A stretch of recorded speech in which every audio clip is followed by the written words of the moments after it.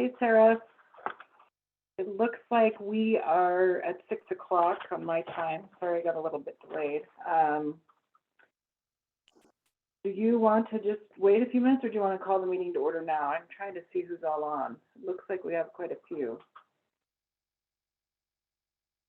Yeah, I'd say maybe wait one more minute and then start at like right at 6:03. Just that gives enough people enough time to get logged in and get it figured out what they want to do with audio and everything, and then we can go ahead.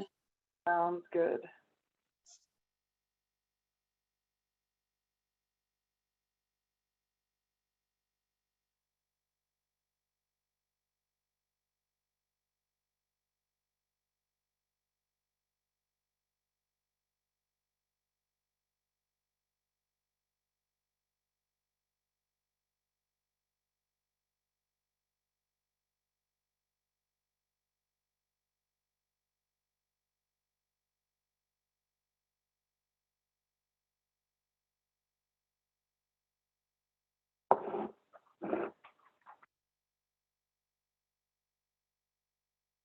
Who's on the call?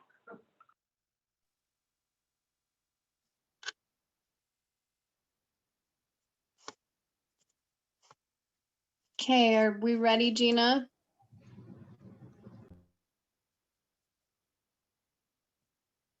Yep, let's do it. Okay, so according to my count, we have enough of the board members to proceed. We've got Sarah, Melissa, Susan, looks like she's here, David, and Billy. Am I missing anybody? No. Okay. So all five, full board is in attendance. Can everybody see the shared screen if you're viewing the screen? Oops. That was not supposed to be the next slide. Can you see the screen if you're viewing the screen? Yeah.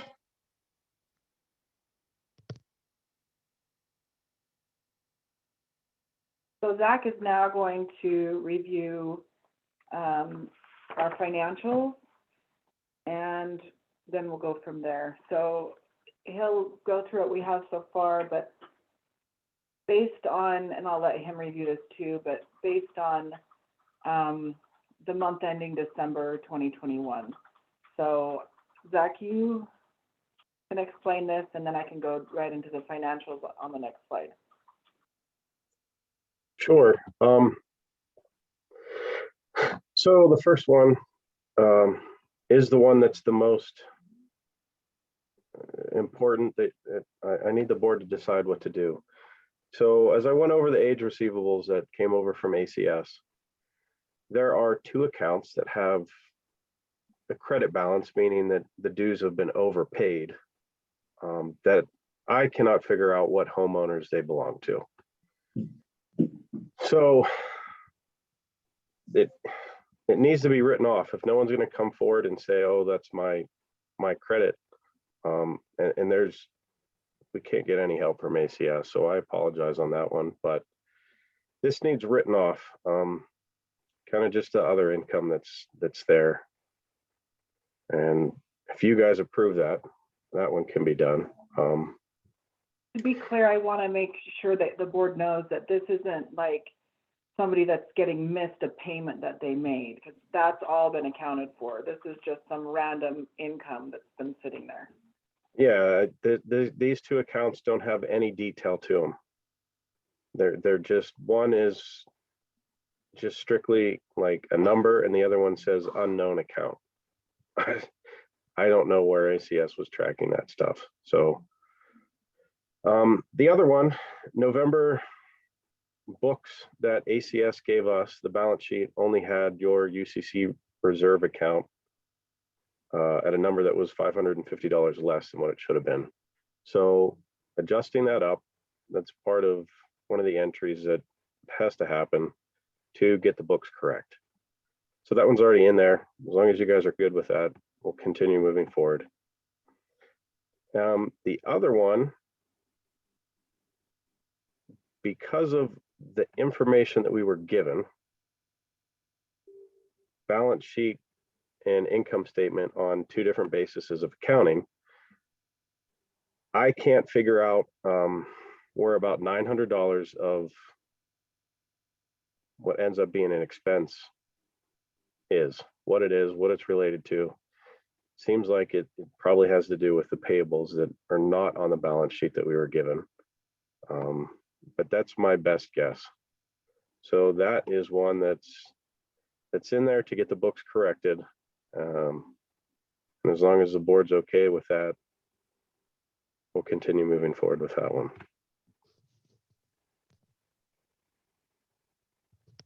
Is there any questions or concerns related to those? So just so I'm understanding, we've got a total of about 1,400 that we don't know where it went or why it's not there from ACS. Well, 550 of that I do know. They never got they should have been asking for a statement for the interest in the reserve account that you guys have board control over. And they haven't been updating that. So that's part of it. The other two, which is, yeah, 1,400, I don't know. Yeah. I looked through everything. I went through all the information that we were given. I did my best. No, we know you were put in a tough spot with what you were given, so don't apologize for that. Hey, Zach, can I just jump in? This is Tom for a minute. Zach, just great to have everybody out tonight. So, Zach is very detail oriented. So obviously really looking at it from material threshold, he's got it pretty well refined. So Jim, if you go back to that previous slide. So really from a materiality standpoint, the loose items out there are very nominal. And as we continue to vet things out, as we just want to make the board aware, if we look at doing any of these adjusting entries to square stuff up, they're very minor in nature, and Zach's been going through with there. So basically, like the expense of approximately 900. So essentially, there's an expense, but we just can't exactly tie it out to what item it was related to. It was likely paid. So essentially, whether it was miscellaneous or basically what that GL is. So it's not necessarily missing funds. It's just not completely properly accounted for with that supporting documentation. So I just kind of want to pass along the materiality of what we're looking at here, which is actually nailed down to be really pretty minor. And again, I think you'll come to the point as it goes through the financials. There's still a few items that'll be a work in process over the next, 30, 45 days or so. So that's my way of saying thanks to Zach. Thanks. Yeah, I mean, I could potentially give a little bit more detail on that $900, but it really could be anything. Right. No, thank you for doing that. I think the bigger thing was ACS just giving us a blank check, and that is going to have a lot of problems in by itself. Yes. So I actually have a couple of questions because I'm just trying to clarify in my notes. So the $550, well, first of all, are all of these the exact amounts? They're not rounded or anything? They're rounded. They are Get you exact amounts. No, that's okay. So the $550, the interest, do we know how much the interest is quarterly? So on 1120H, which is filed with the federal government, you're allowed up to $100 interest income exclusion. After that, there'd be a little bit of tax. Since this is related to previous years, it should have been accounted for. So it's. Well, I think maybe I didn't word my question right. Do you know how much interest we get quarterly from that account? Oh, it seems like it all depends on the balance. It seems like you guys this year earned about $100. Okay. And then for so we can account the $550 for that. So it's only the $1,208 roughly that we can't specifically account for. We just know one was paid and one was received. Is that right? Yes, yes. Thank you.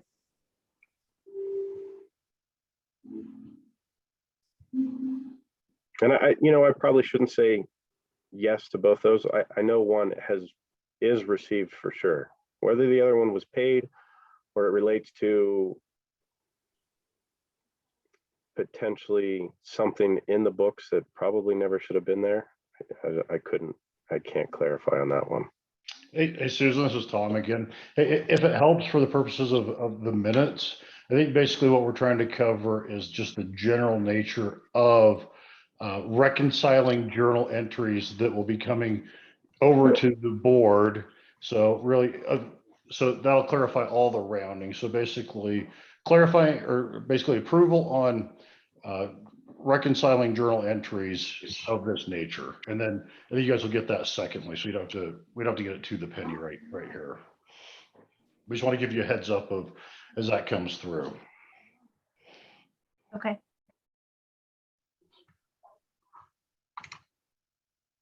Zach, are you ready for me to go to the next, or maybe we should take that action, or can we do that at the very end?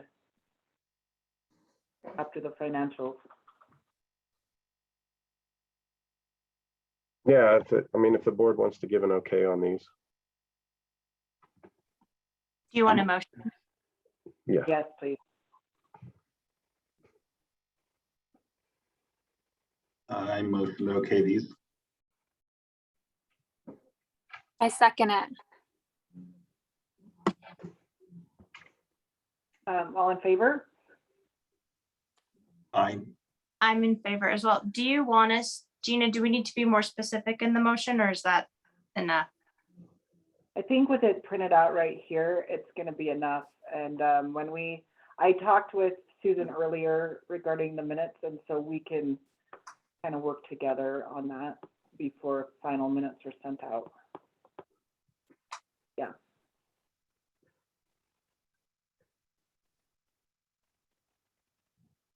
Okay, if anybody is opposed, speak up as well, please.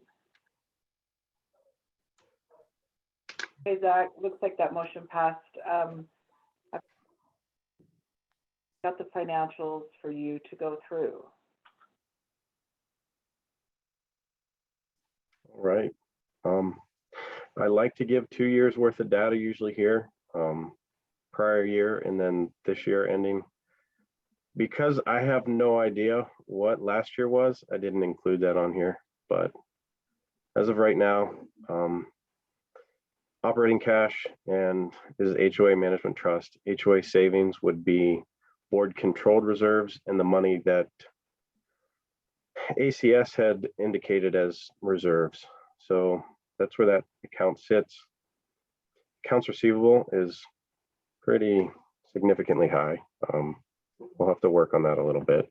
Prepaid expenses is backing out a portion of insurance that to put it on an accrual basis gives the remainder of the premium that's going to be expensed in January and February. 308 was that clearing amount that we've cleared up, and that won't be there. Prepaid dues is everyone who has had a prepaid amount on their homeowner ledgers or have paid early for January dues. Accounts payable, those relate to some bills that we received that were due and some bills that ACS did not cover that needed to get paid. And then fund balance is, the best way to explain it would be a surplus or deficit account. Operating fund is in a surplus of for 145,000 and reserve funds in a surplus that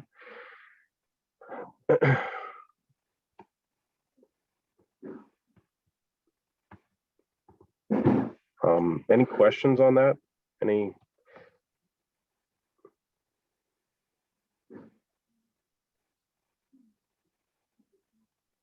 I've got a question. So as far as we know, with the limited information you were given from ACS, is everything that needed to be paid while we were with them paid? Yes, as far as I'm aware, everything that we've been notified of is paid. And I got the main utilities, Lehigh City, Ace Garbage, and Utah Broadband all on auto pay. So those should get drafted on time every month.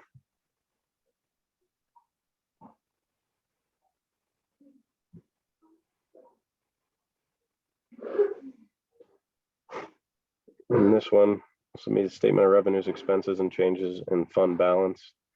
I break it out by the month ending and then year to date. So it just shows what this is on an accrual basis, and it shows HOA the dues for the month. Reinvestment fees would be related to any resales that happen. Other income, that was something that was part of ACS's. Moving forward, I don't see that as something big. Yes. Late fee and interest are, well, sorry, HOA fines violations. That is going to be just if there's any fines or violations. Late fee and interest relates to the pretty significant accounts receivable balance. So that number necessarily doesn't reflect cash movement unless those receivables get paid.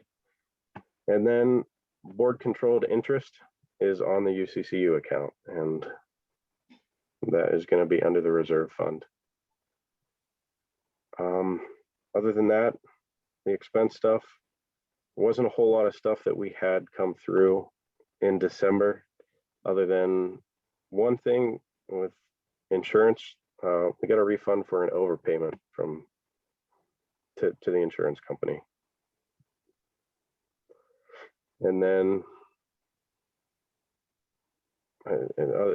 we can move on to the next one unless you have any questions here.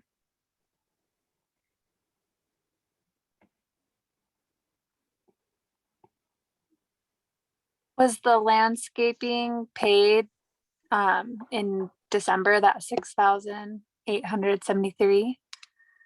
Yes. I either processed payment last week or this week. I can't remember. And that's a good question as Zach goes through the expenses line by line, because that was something we weren't aware of until we got the billing from the company that had been doing the existing work, that they were still doing work through, I believe, end of November. It could have even been into December. So, and we didn't ever get a copy of their contract because they said it was basically all verbal at that point.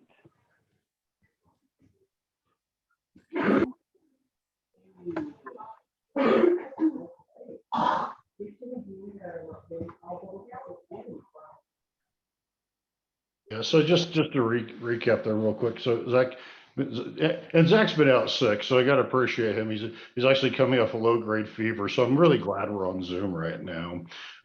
So appreciate his diligence and persistence there. So yeah, Zach, I think that was at least a week or so ago that landscaping, but ultimately, whether it's ACE disposal, the insurance, all of the active GL line items that make up the vendor expenses, Zach's been in contact with to make sure that there's nothing pending. Probably the most random or lacking in the contract is probably the landscaping, and get that squared away. So yeah, we don't see any errant invoices or any outstanding bills unless there was something crazy done that was out of the ordinary course of business. And obviously with the membership, I think we would have good visibility on that. So I think we're pretty solid across that front.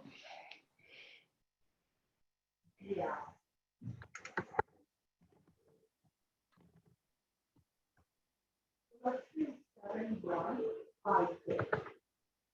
One thing I should note too, the clubhouse gym expense, I probably should rename there. That's common area maintenance stuff.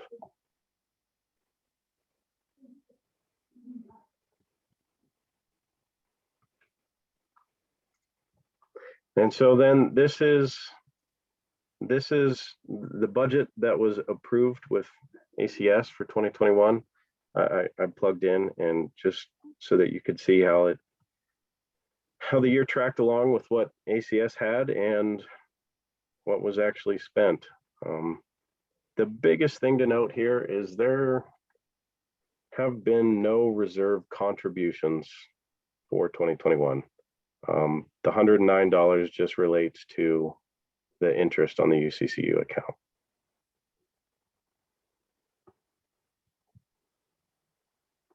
So there wasn't a single reserve contribution for the entire year of 2021. I just want to make sure I'm understanding that right.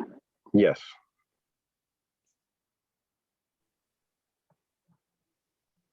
And one of the things, Makes sense. I think the way ACS was doing, they were just kind of holding it to the side, but they didn't actually make a transaction to contribute to the reserves.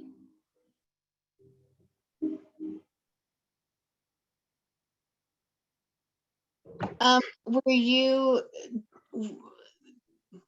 based on the unit breakdowns that we have per unit, based on the dues and the percentages and everything, for the amount that should have gone to reserves, do we know where that money is or where it was spent or how it was allocated, or is it just not there?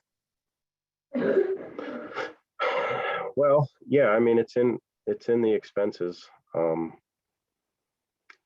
And actual ending net income with the 58,000, that's available to transfer. Our recommendation would be transferring that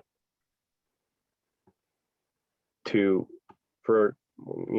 finish up 2021. Now, off of the reserve report that we received, the recommended reserve transfer for the year was about 97,000. So we're going to fall a little bit short of that, but ACS did not budget for that much movement. But I know part of the cable TV was talked about moving that out, and the remainder of those funds going towards the reserves. But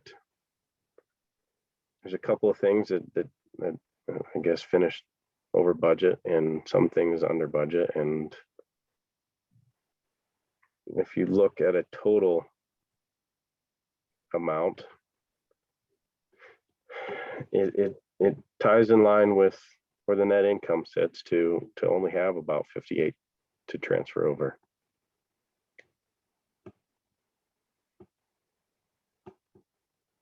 And then, I mean, as to David's point, this is kind of related, but we would recommend that the reserve transfer be done monthly after we get to the point where we figure out what that should be.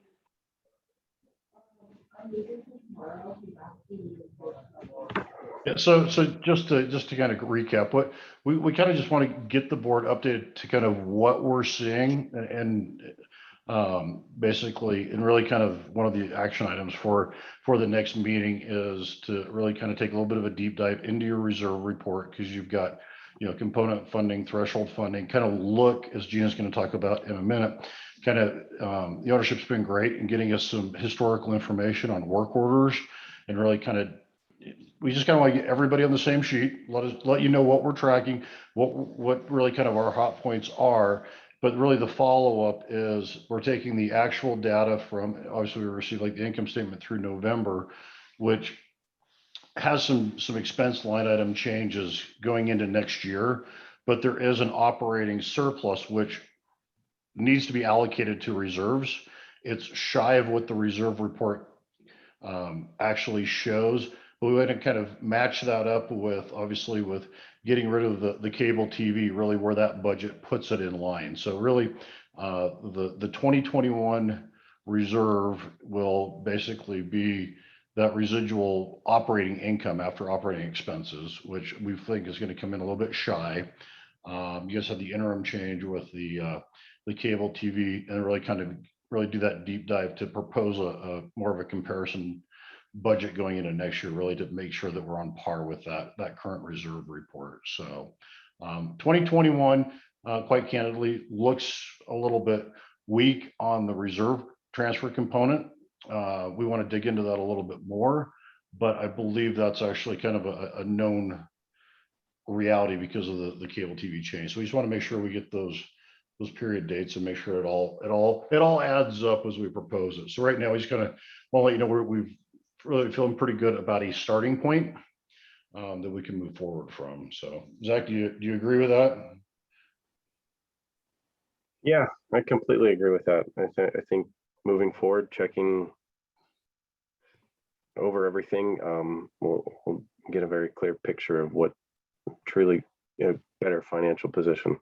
Yeah, and my last comment to Gina's point, traditionally, especially where you're dealing with, an established community, everything else, the annualized reserve report, collecting it every month. We actually really prefer to make that transfer every month. It's easier to explain financials. It's easier as you have homeowners transition out. It's just a lot easier for the board to, feel good about it on a monthly basis rather than holding off, because you hold off, there's always things that pop up. So.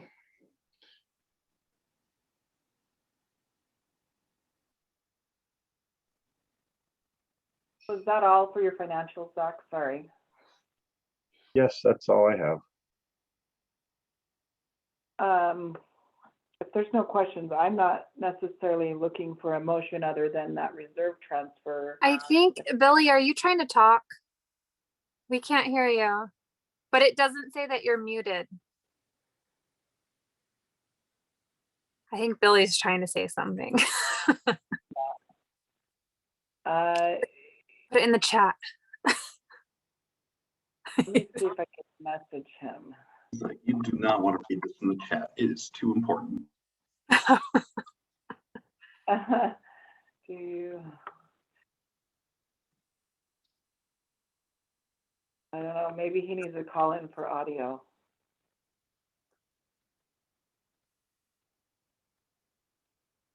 He says, never mind. Okay.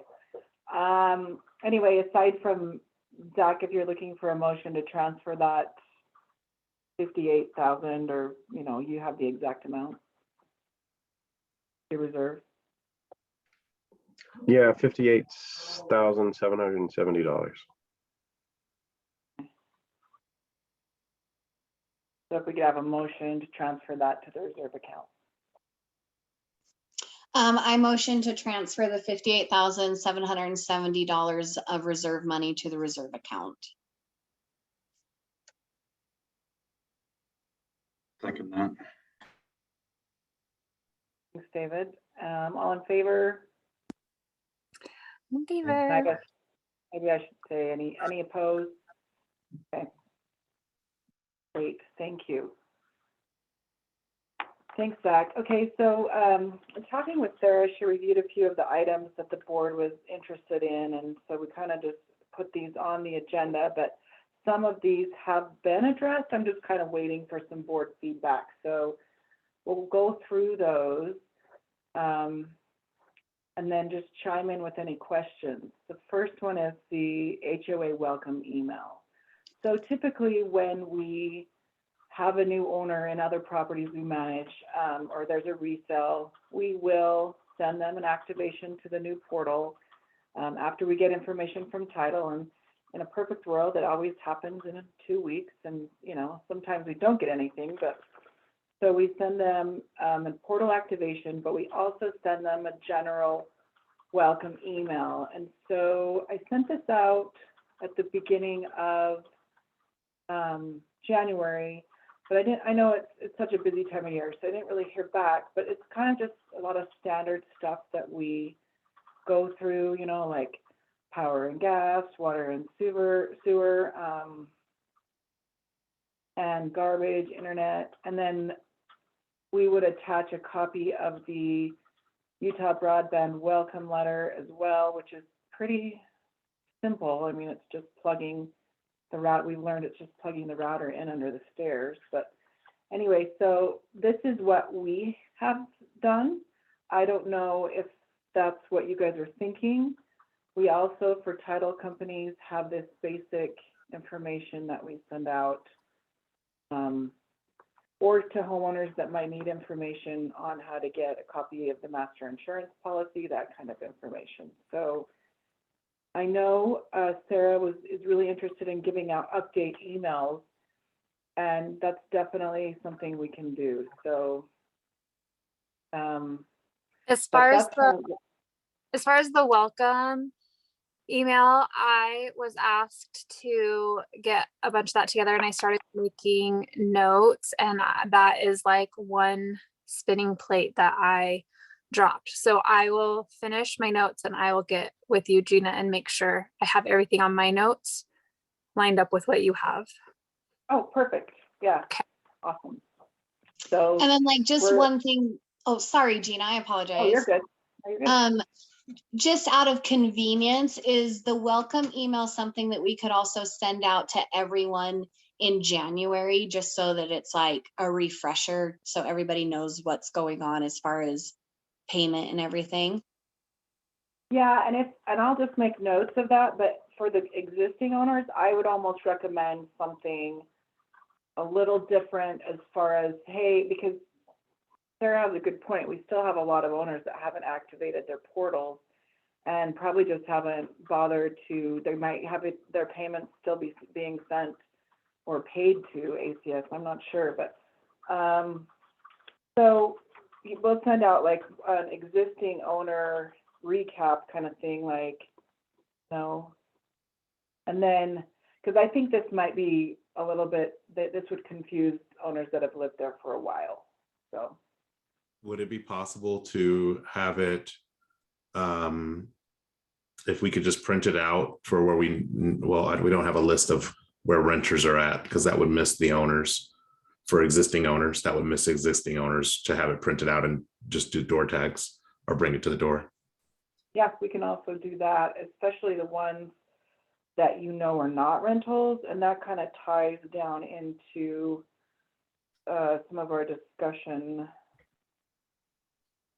The next discussion, actually. So since it ties in, we can actually kind of talk about that. We have definitely developments where there's a 50-50 ratio of rentals versus owner occupied, but we know who those are because they have to get approval to have a rental unit. That's something completely separate from what you guys do, because it's in the CC&Rs that way. But I'm not sure, without relying on people to tell us if they're a rental, like sending out a mass email and saying, can you please let us know if your unit is rented, or hearing from all of you, or just going door to door, and sometimes people don't answer, how we get a list of owner occupied versus rentals. So We already have like a pretty, probably not 100% accurate, but pretty good list, right, Sarah? From when we were going door to door, right? Yeah, there were some homes that we still never got an answer from, but according to about 4 months ago, a little over 1/3 of the neighborhood is renting. And as far as like getting that information, would it be beneficial to adopt a rule that the homeowners, or I guess I should say landlords, that it's a requirement that they have to provide us with at least a name of one person that's living there, a phone number, and an email? yeah, and I'm kind of going to address that. I mean, we're fine to have that. It's hard in our experience for them to update that when, like, in a year. A lot of times, I mean, sometimes people will, a property manager will, but a lot of times they don't think about it. So because, and this kind of ties in this discussion with how we do tenant interface. So, the CC&Rs are for the benefit of the owners, and I know communication is a big, it's something that's important to the board, and so we rely on either the owner, if they're self-managing their property, or a hired property manager for that unit to convey information to the tenants. Because If we bypass the property manager and goes directly to a tenant, we're kind of like jeopardizing some of that owner, that communication there, you know, maybe it's, they need to chime in on something that they want to do with their unit. So as HOA management, we don't do property management. So we would send it out to the PM group or the owner to manage correspondence with their tenant. That's not to say that we couldn't go do door hangings on every single door for a barbecue or that kind of stuff. That stuff would maybe be more reserved for the Facebook page where tenants would be a part of. Does that make sense? Can tenants set up like a tenant portal to see, I guess, at the calendar and like their dues, or is that not an option? Well, tenants should not be paying the dues. It should be paid by the owners. So any portal wouldn't be a benefit to the tenant because they don't have owner rights.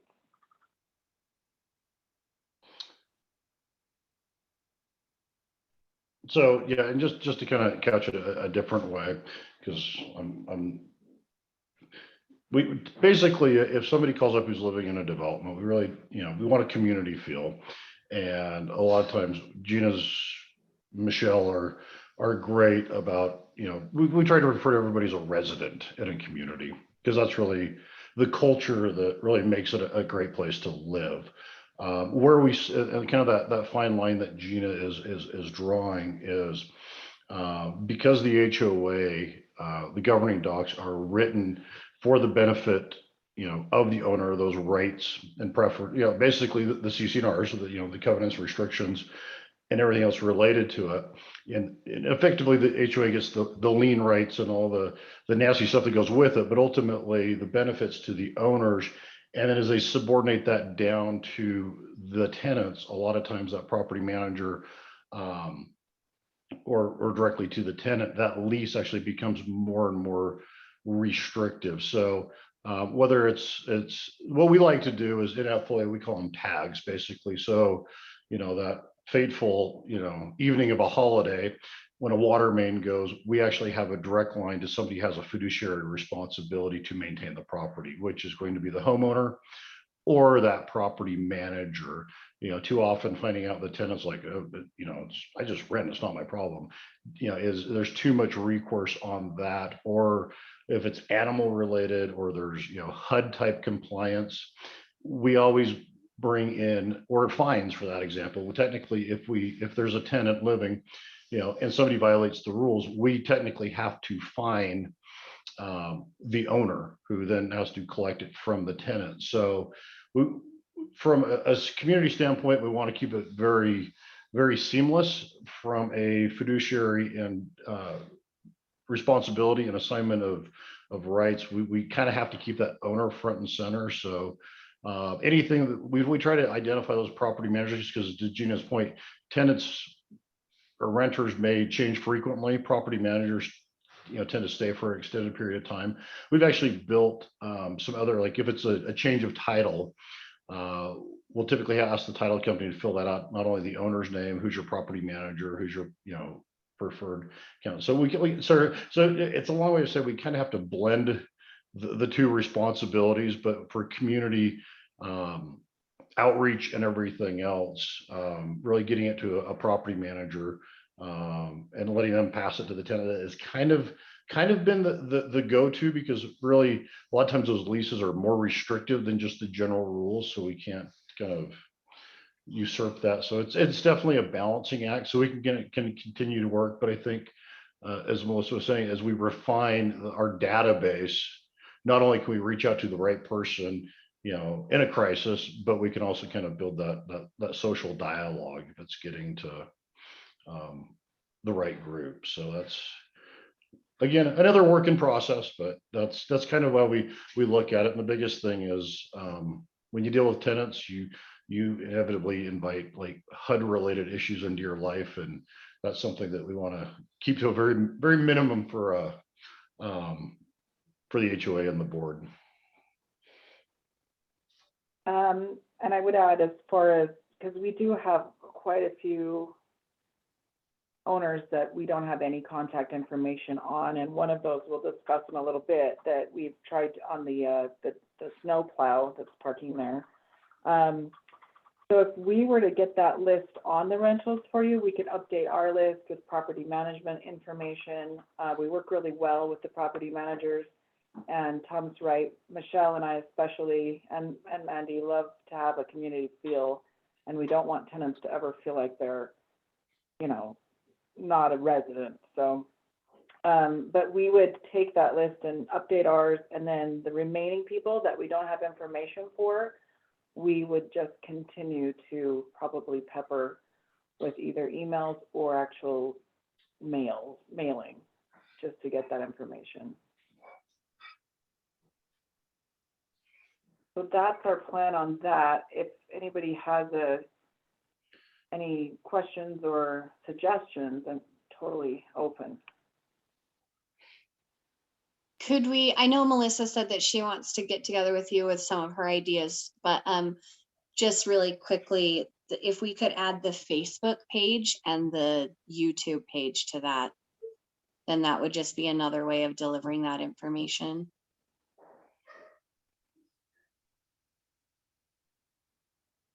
Do this welcome letter.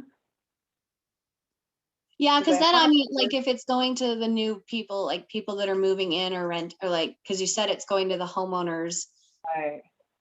Yeah, no, that would be good information. So it's, we rely on the property managers to give, you know, a copy of the rules and other information to the tenants. So that would be useful to have, like, provide this to your, you know, your tenant, which has the Facebook page. And I'm not sure if you would want a tenant to be watching these board meetings or not. So I don't know about the YouTube channel.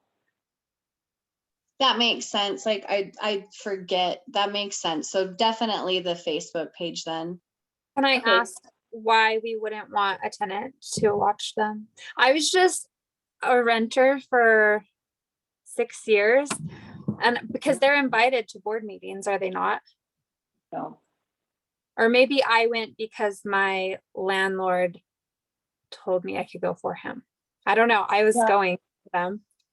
I think that happens. We've had it rarely, but we've had it where an owner will assign a proxy or tell, you know, the person that's living in the unit that they can go on their behalf. And yeah, we don't invite them otherwise. Okay.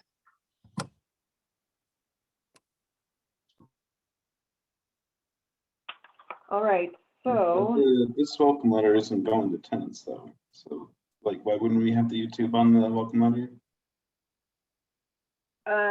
so are you wanting all of the financial discussion and information to go to somebody that doesn't have ownership rights in a community? That's basically, in my mind, what it boils down to. Why would the tenant have the welcome letter? Why would, I'm sorry? So like, we're talking about what's going to be on the welcome letter, right? Oh, no, I thought you said the YouTube channel. I thought we were talking about what are we putting on the welcome letter. Yeah, no, we can totally include that on we can include the YouTube channel for owners. It's just, I don't think it would be a good idea to have that public for tenants, but that's gonna be up to the board. I'm fine with it not being public for tenants. I just why it wasn't on the welcome letter. Yeah. Let me help David. So what David was saying is, if we're understanding you correctly, the welcome email goes to homeowners, correct? Mhm. And so if it is only going to homeowners, then it should have the YouTube channel because it's only being Right. sent to owners. And so I guess I wasn't probably very clear, but I would recommend including a one-page sheet or adding it to the end of the UBB, the broadband welcome letter, saying, please give this to your tenant. Here's a Facebook link for community events, so they could be part of that. So it would be like a little package with the rules and all of that. Mhm. Okay. So we'll just kind of chip away at that, because some of the owners, that are delinquent are the ones we don't have any contact information for, so.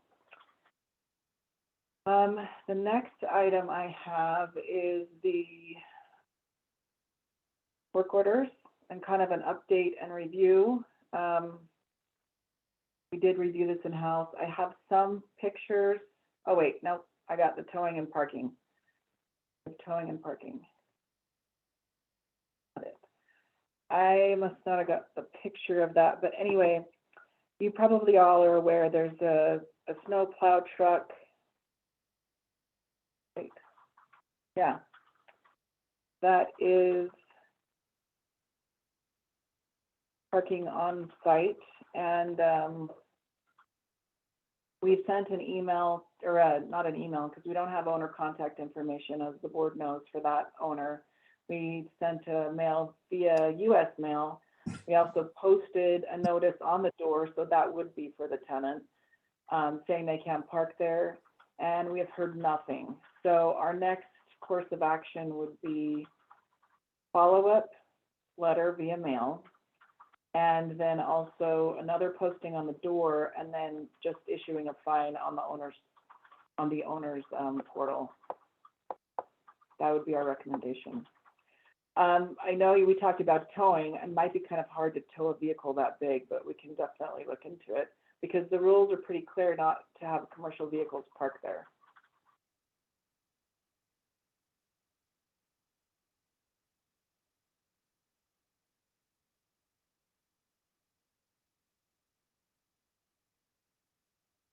So if you're good with that course of action as far as towing, is there any other? It presents issues. I swear I had a picture of this. Maybe I just have it out of order. There it is. Sorry. Yeah. So it is blocking common area sidewalks. Somebody mentioned that it's against an ordinance to block city sidewalks. This is all a private development inside, so I don't know that the city would get involved in that, but it is against the HOA rules. I feel like if they've been notified, and not only did you guys put something on the door, but during December, Sarah and I put something on the door. So I think the longer you go without doing it, like you're like, well, I'm not getting towed. I'm just going to keep parking here. So I hate towing people. It feels terrible to be towed, but I think we've done everything we can do, and it's time to move it. We'll get a hold of Beehive because I believe that's your contractor, right? And we'll just see if they're able to do that. Yeah. I just have a thought on that. The only two things I just thought of, as far as one, I know Sarah and Melissa, we talked about before, is I don't know if West has any stickers we can put on the window of the truck, because I know something was put under their windshield, but that blows away. So if it's stickered, I don't know if that would get their attention. And the other thing I just thought of was, I don't know if anyone has called the company that the truck belongs to. Maybe they would have contact information, or if they were told it's parked illegally, they might move it. I don't know that it was printed on the door. I'm looking at Mandy. I think it was like pretty, is it printed on the door? Because I didn't think that it was. So anyway, we'll check into that. We'll check in that, but we also have really big orange stickers that are kind of obnoxious that we just stick on the driver window or wherever, that kind of are a pain to peel off. So we'll do that, but give not very long for them to cure. Maybe at most, based on what you guys have done and we've done, only 48 hours or even 24. Yeah, I think 24 hours is the law. I think that's fine.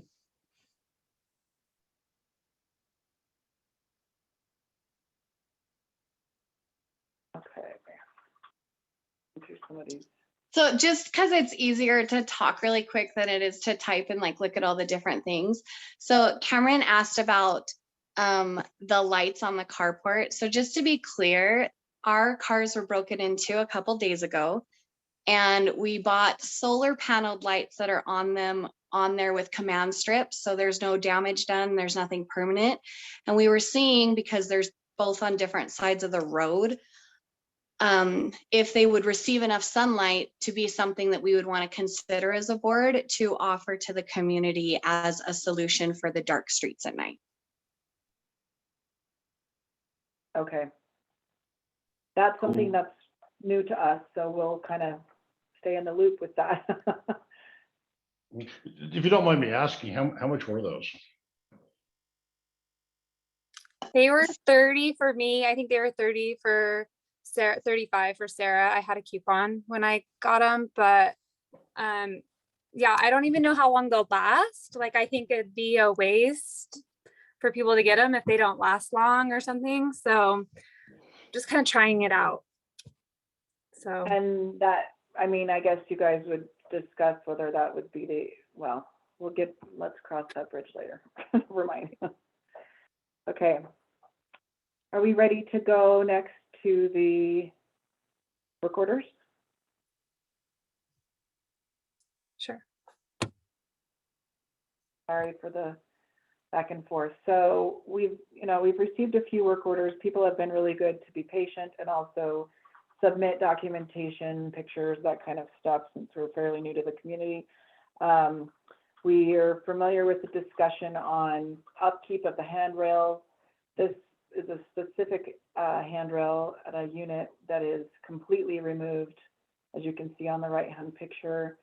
Obviously, for a lot of these items, with the weather or just the cold, it's going to be difficult to do that until things warm up with, at least that's my understanding. If somebody knows different, then let me know. But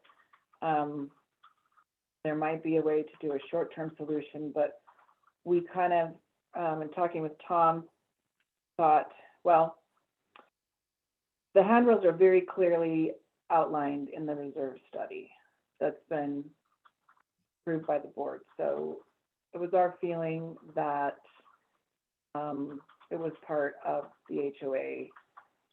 Well, yeah, just to clarify, so they actually are called out specifically and mentioned in your current reserve study.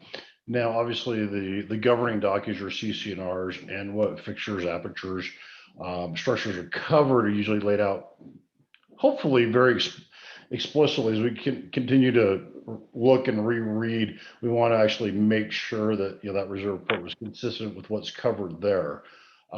So kind of marrying the two topics, this is really kind of a horrible season to try to do a repair of this nature, but this is, and again, basically saying, and the chat just covers the rail in the back of the home. So, and I'm just going to put a plug out there, and Gina can shoot me later.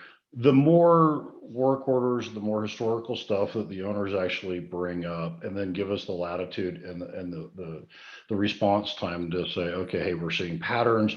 Hey, we're seeing a lot of different things. Let's vet these all out. We don't want to keep going back to the board with, well, here's an expense, here's a proposed vendor, and expenses run amok. Obviously, anything we can tie out to the reserve report that's consistent with the CCNRs, those are the easiest items to address. So this railing is a great example, because that's actually in that reserve report. So as we kind of get through this season, get those data points from the owners, and just like in the chat, front and back, we need to really look at that plat for common versus limited common, how that's called out.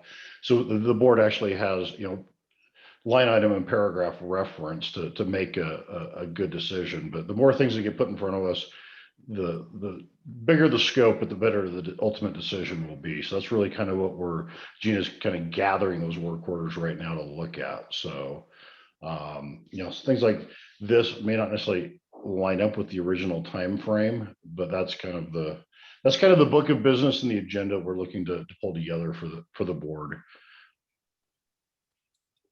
Someone in the chat asked if that goes for the rails in the back steps also.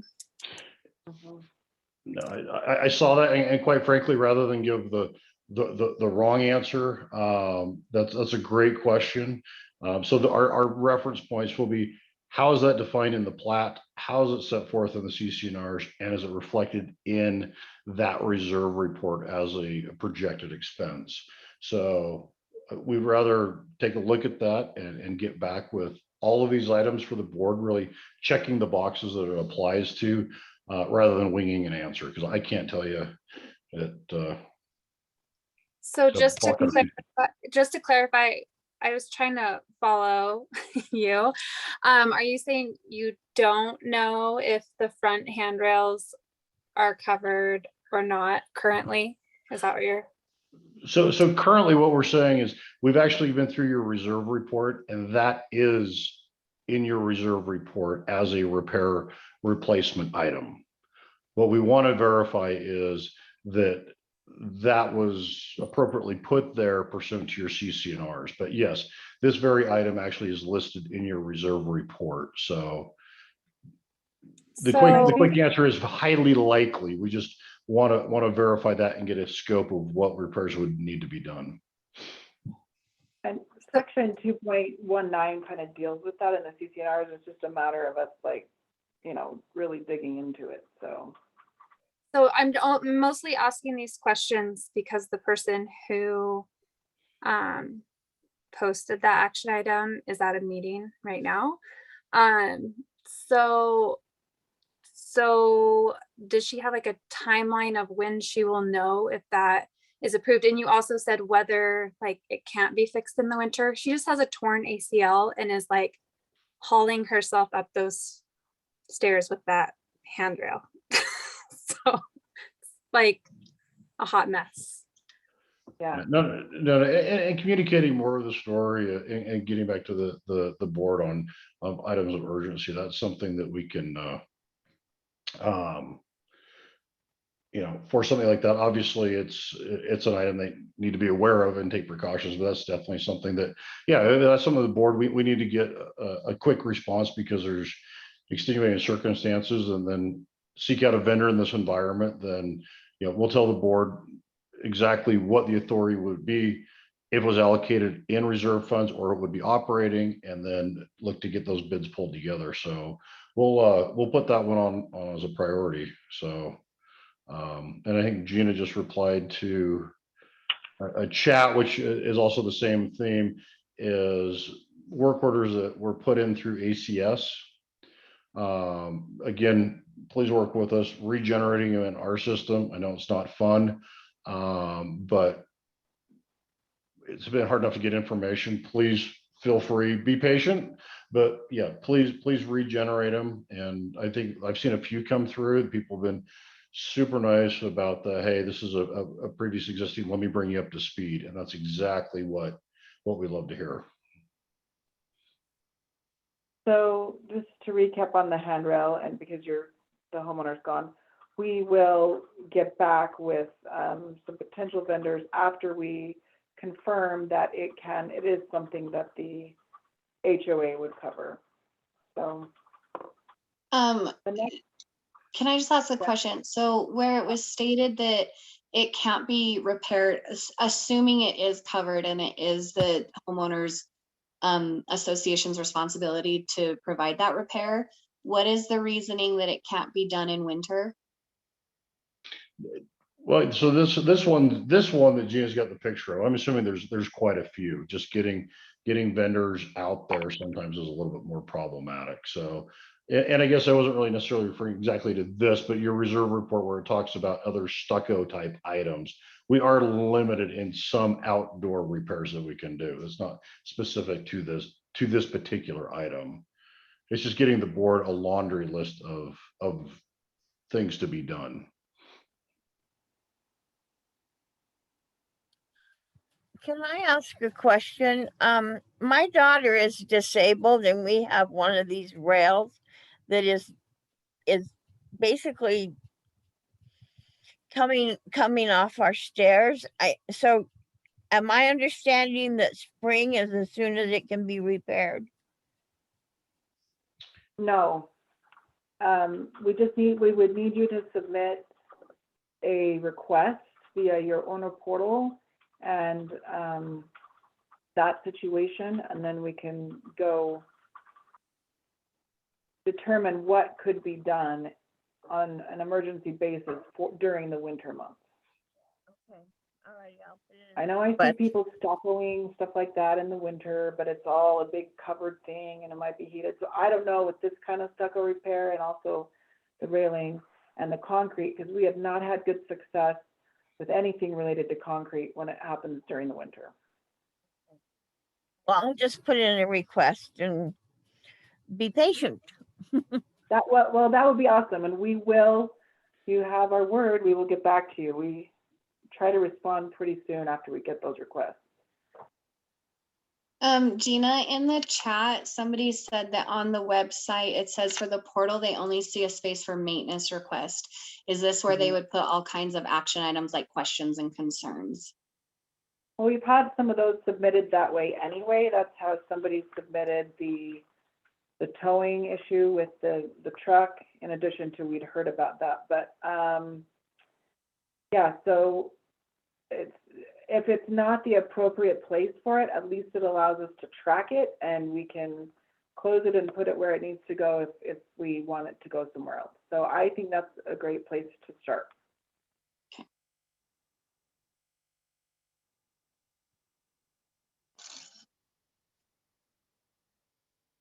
And I commented the Powell was talking about, they already paid for a repair. We just really would need more historical information after this meeting if you wanted to submit that through a work order request, and any pictures, any receipts, any of that kind of stuff, so we could review it with the board.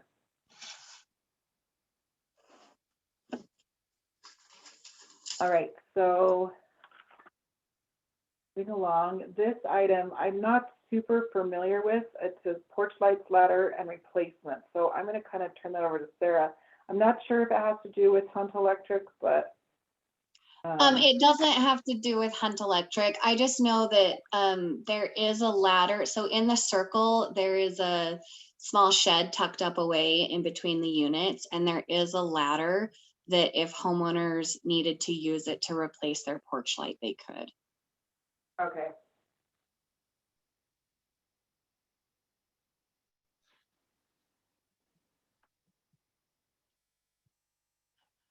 Sorry. Okay, then the next item I had are a couple of roofing issues. One is what I would relate to roofing. It's the eaves. It was Tess Nelson. Sent over pictures, which is helpful. I mean, you can see how some of this is constructed. She's getting this really weird drainage. The picture on the right, that just everything drops like right down. And her windows are constantly, she's getting moisture in her windows. I talked to Sarah, and I think maybe Melissa too, because this has been reviewed previously at meetings before we took over, and it was determined that it was installed incorrectly. So at the time, the ACS maintenance person was not able to, it was not in their scope to complete the work. So we are just now in the process. Tess offered, and I asked if she could get some bids. We've used a vendor for not this specific kind of work, but for eaves and kind of roofing work. Hopefully they can give a bid and any other bid that she might have, and then we'll just go from there. So that's my update on that. Do you have any questions? I still have more.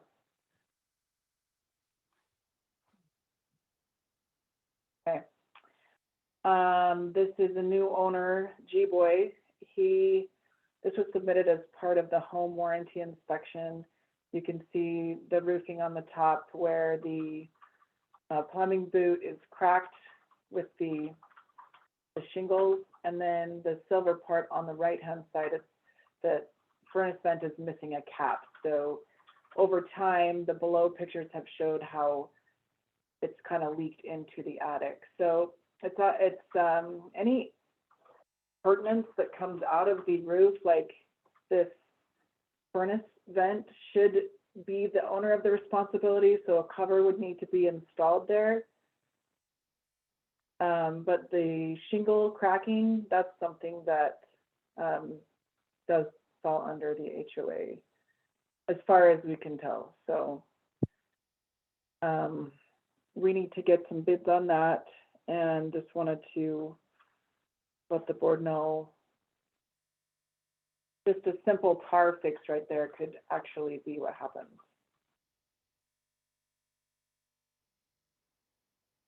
Questions on that?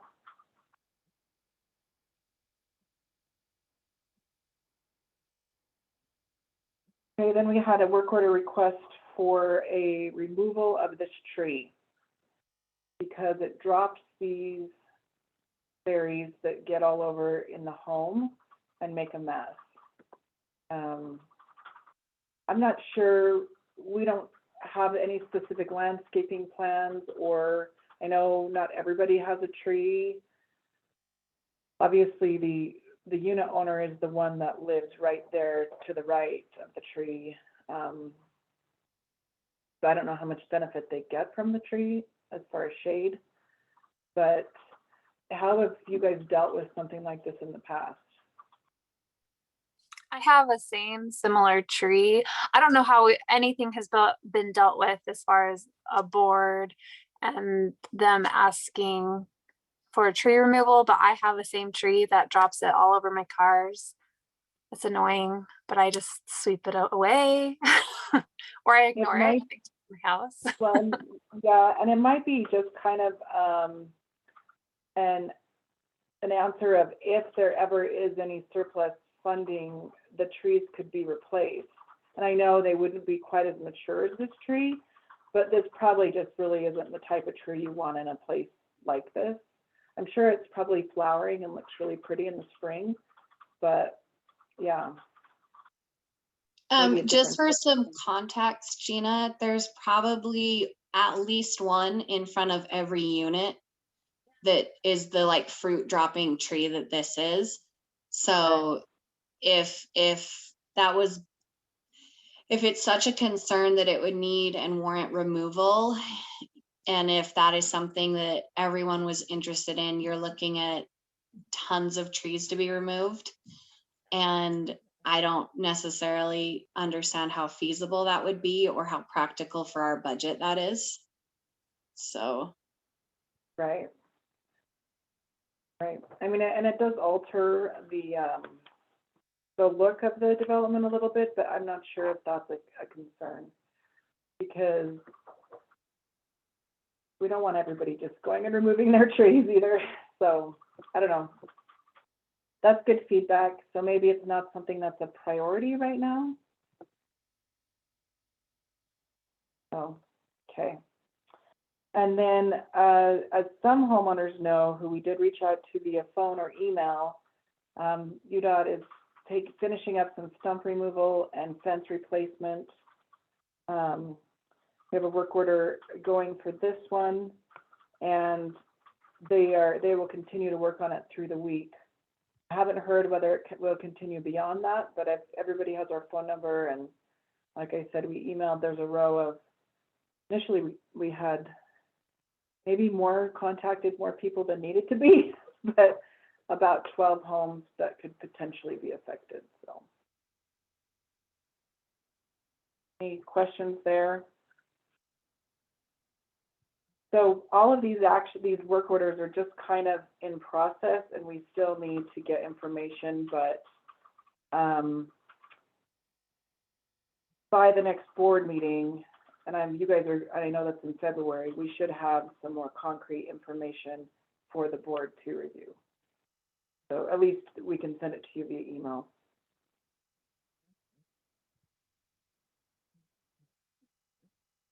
That one. Okay, so now I just have the board action items next on the agenda.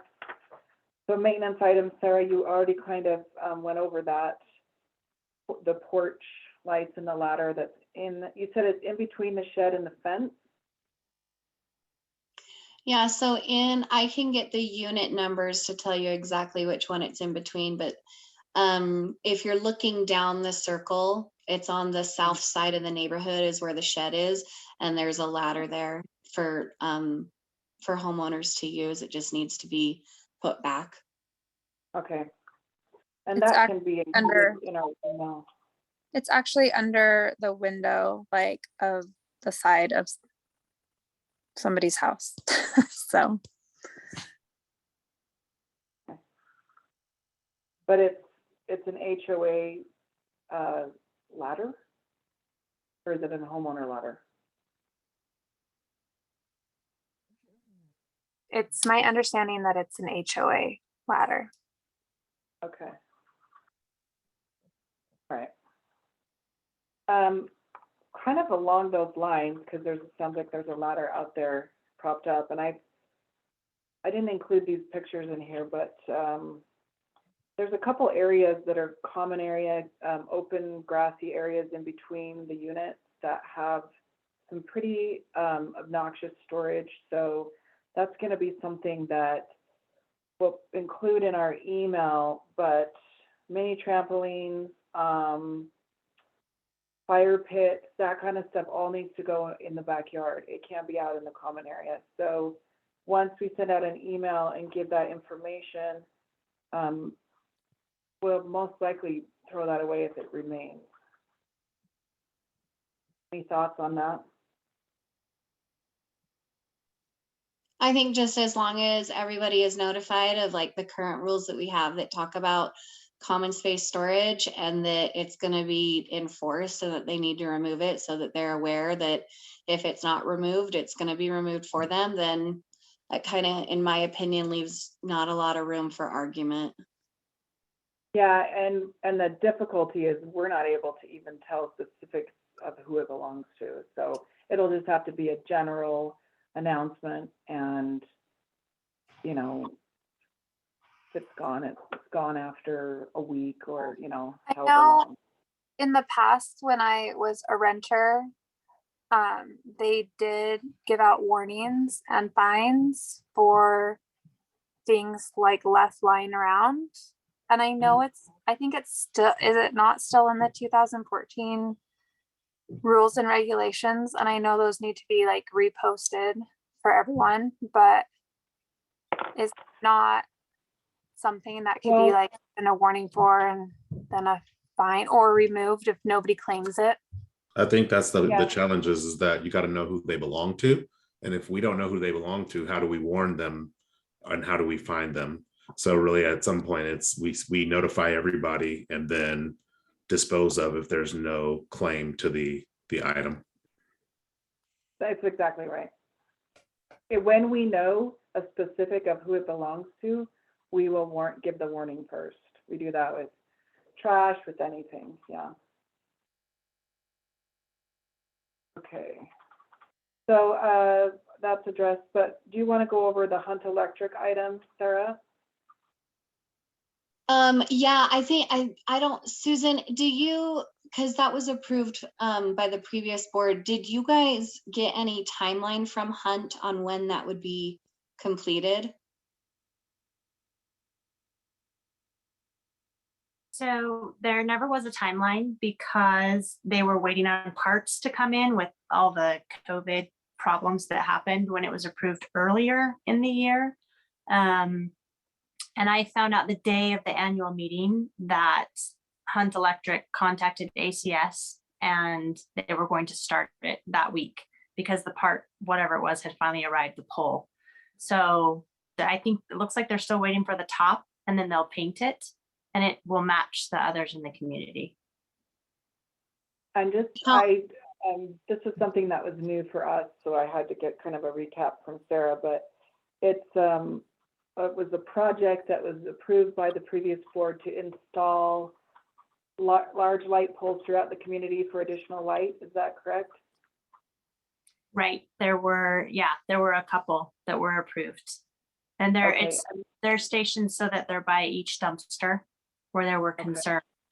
So. And that's already been paid for previously, right? I don't know that.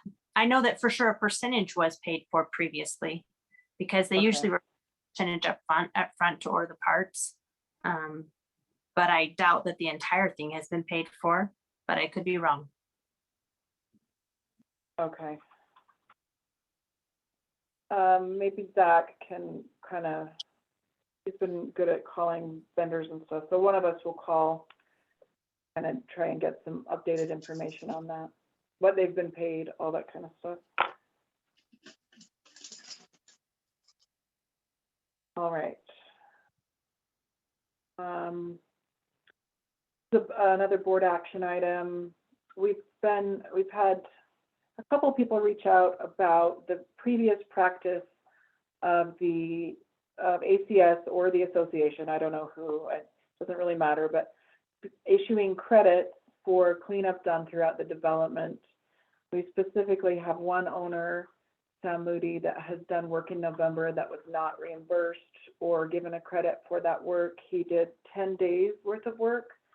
I don't know the scope beyond that. I don't know if it was 15 minutes on a day, so I can definitely respond to him on that. But I just kind of I don't know if the board wants to discuss their feeling on continuing that. From HOA West standpoint, it's not a practice that we would recommend. If we need to take care of Sam Moody's credits, if the board feels inclined to do that, then we're happy to issue a credit that way. But moving forward, depending on the board's discussion, it's just a difficult situation to manage. So I just open it up if you guys want to discuss or proceed. So my opinion, because Sam had an agreement with the previous board in ACS, he should be credited for the work he did even up until November when the new board was put in. I think that that's fair and just and appropriate. As far as like cleaning the garbages moving forward, and Gina and I kind of talked about this, I have a hard time with fair and equal opportunity. And what I mean by that is I had lived here maybe 2.5 years when I heard through the grapevine that people were getting money off or their entire dues credited back to them for cleaning the garbage surrounds. And I think that when you afford people that opportunity, although it's convenient for them, it's a breeding ground for a lot of contention with other homeowners.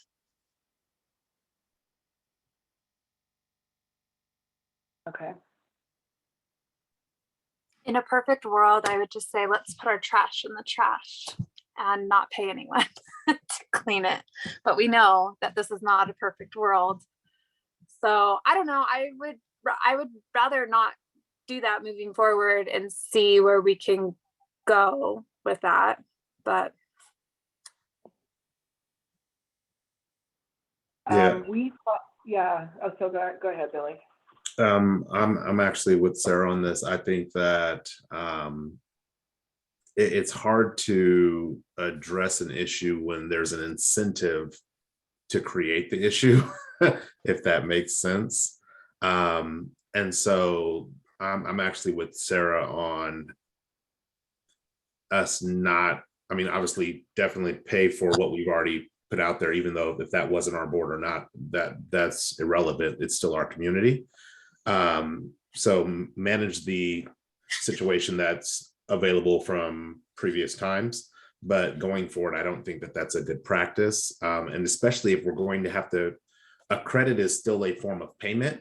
So therefore, if we're going to pay for it anyway, it's better to have a professional service come in and take care of that versus us having to go out and nitpick somebody in the community. Oh, well, you said you clean dumpster 5 in that area, and then we go out there and we look and there's still trash all over the place. I don't really want to hold my neighbors to a standard that I would hold a business to. So for me, I'm on the same page as Sarah in that regard. Like, if anything, if we're going to have to pay anyway, I'd rather call in a professional to come in, clean the area, because then if it's not clean to our standards, I have no problem going to that vendor and saying, hey, you guys were paid for a service and you guys didn't execute. We need you to come back and do it again. I think what was going on is Sam Moody would clean all 6 dumpsters every trash day for his dues amount, where we just paid that one dude to come clean up the one time, and it was more than what Sam gets taken off. And I'm going to stick with what I said. I'd rather not do it, but it is a cheaper thing than paying a vendor to come and do it. What was happening?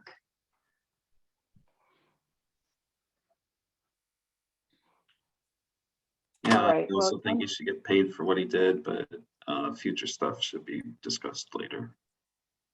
all right, sounds like, well, Susan, you can chime in if So you, if you would like. Hey, I know you- Gina, Yeah. just because you haven't muted me for a while, so I just kind of want to bring in a different view. And I think Billy was kind of going down this road, but ultimately, when we look at, we're talking about cleanliness and that type of stuff, but being slightly more cynical, I'll spare you a lot of thoughts. But basically, when we look at, compensation for labor and everything else, so we start getting into what rate classes are covered under our general liability and other items like that. And that's just an area where we want to be, best of intentions, everything else. It's just an area where we want to be really careful. In a perfect world, it's great in the community involvement, but looking at it from a different view, we never want to get in an insurance situation where what labor are we compensated for what services around there. It's just not a fun topic. And I'm going to throw in one last little clarification too. The HOA does not have a ladder. However, one may be located for adult use only in a particular location.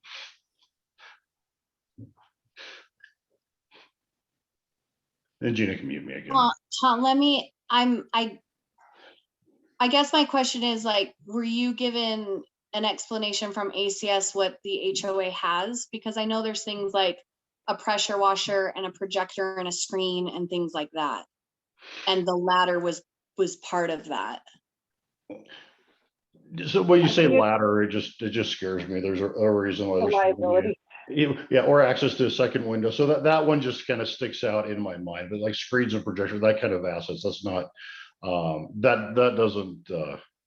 that doesn't make me nervous. Anything that's just ladder in general is something that maybe we put a combination lock on. I don't know. I deal with all the insurance stuff, so I get a little cynical. Gina's the happy face. But yeah, so like projectors, and it's great to have community items open to the community. I was just kind of, that one was sticking in my brain, so I had to say something. But Well, it's on a recorded Zoom now. The HOA doesn't have a ladder. Sarah, we were not given a list of HOA owned items either, so I don't know where those are stored or if somebody needs to account for them. Okay, we can take care of that. Okay. All right, so the next item, well, actually, can we get a motion on discontinuing the practice of HOA credits? And then, but also crediting Sam Moody for his work in November. Can that all be under one motion? Yeah, that's fine with me. Okay. So moved by Billy. I'd like to make a motion that we discontinue the credits and make the payment for Sam, the back payment for Sam. Second In that a motion. form of a credit, yeah. Okay. We had a second, I think, right? Yeah, I second that motion. Are there, I think we have a majority. Is there any opposed? Okay, that seemed easier then. So passes unanimous.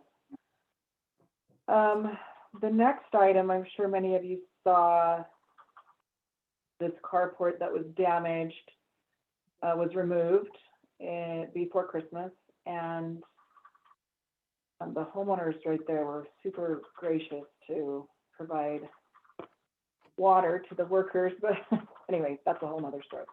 But what now needs to be reinstalled, and as with every construction contractor we find, things are just scheduling way out. So in December, they were scheduling possibly the end of March, but I'm certain now they're into, April, maybe even May. We've reached out to 3 different vendors. I reached out again to some. One is willing to ship the supplies, but they're not willing to install. I think that would be silly. So we have a reputable vendor that we've seen their work before that has the most exact bid, and it's just under $12,000. The other vendor I was finally able to reach, and the person that would be able to give an exact price will not be available until Thursday. So I don't know the board wants to authorize, just so we can get it on the schedule. Or if you want to wait until spring and reevaluate then. If we say we think want to do it and get it on the schedule, do we have to put like a deposit down, like pay money? I'm pretty sure you will need to put a portion, yeah. Okay. When we did a Well, I'll plan, just so I say think what it was I'm like, thinking. I'll just say what I'm thinking, and then everyone else can say what they're thinking. I want these people to have their carport yesterday.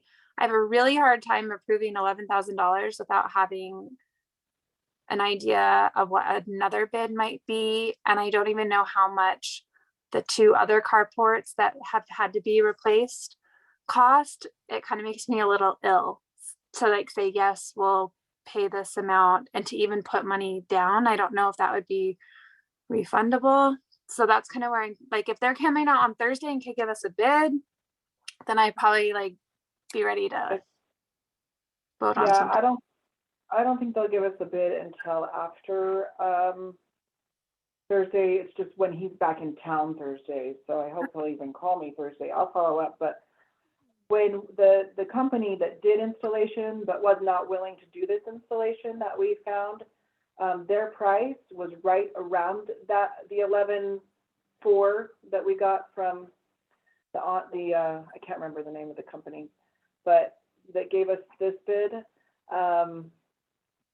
It was a little bit under, but not much. For just the parts, or that's how much it would have for parts and installation. But then when I told them where it was, they're like, no, we'll give you the part, we'll ship you the parts, but we won't install. Okay. So I feel like it's kind of in line, but if the board wants to wait until, I don't think there's any harm in waiting a few more weeks to get a response from this other awning place, and then that'll give you a better idea how to go. Yeah, as much as I would love to get a structure back up, because I mean, I would like, I'm with Melissa on that. I would love for them to have their structure yesterday. I think it's financially irresponsible of us to take one bid. And so we kind of are at the mercy of waiting for that additional bid, in my opinion, to kind of make sure that we're comparing apples to apples. The only other concern that I have with that is that as supplies in the supply chain continue to be disrupted, prices will continue to increase. So I wouldn't want to wait much longer past this other bid. If we're going to get a bid, let's say by the 8th, I wouldn't want to wait much longer than that, because our quote for 12,000 could go up to 12,500 or 13 in the next couple of months. So I wouldn't want to wait until spring to make a decision. Okay. I agree. I think it's more like, how long do we want to wait for the other guy? I'm willing to give him a week to the 3rd before we make a decision. What do you guys think? Well, yeah, especially if you say that other one's kind of in line with the price, I'd be willing to wait a week. But then a Okay. decision has to be made. So, yeah, and we might get lucky on pulling up a couple others. The group that spoke with, it's actually done a couple developers to use them. Literally just finished putting one in for a developer we work with. You know, that's 100 stalls in one shot. And when I started putting pressure on them, they pretty much let it be known. It's like, yep, we can do any project as long as you're talking 60 stalls or more. So there's a little bit of economies of scale. So I think we can definitely, may not be great, but I think we can probably get, you know, at least another bid, because it's not cheap. So appreciate the fiscal responsibility there. So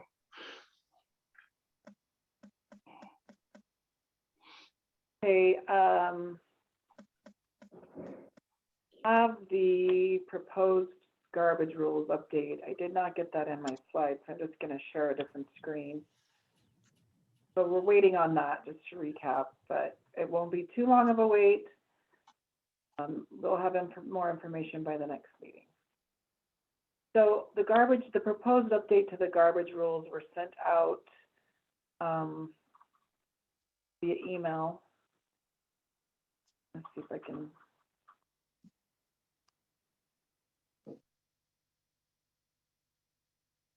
There. Okay. This is, ignore the formatting because I just pasted it over from the email, but this is kind of what the board is looking at as far as proposed rules. I did want, so there's going to be an increase of fines, which I know is a concern.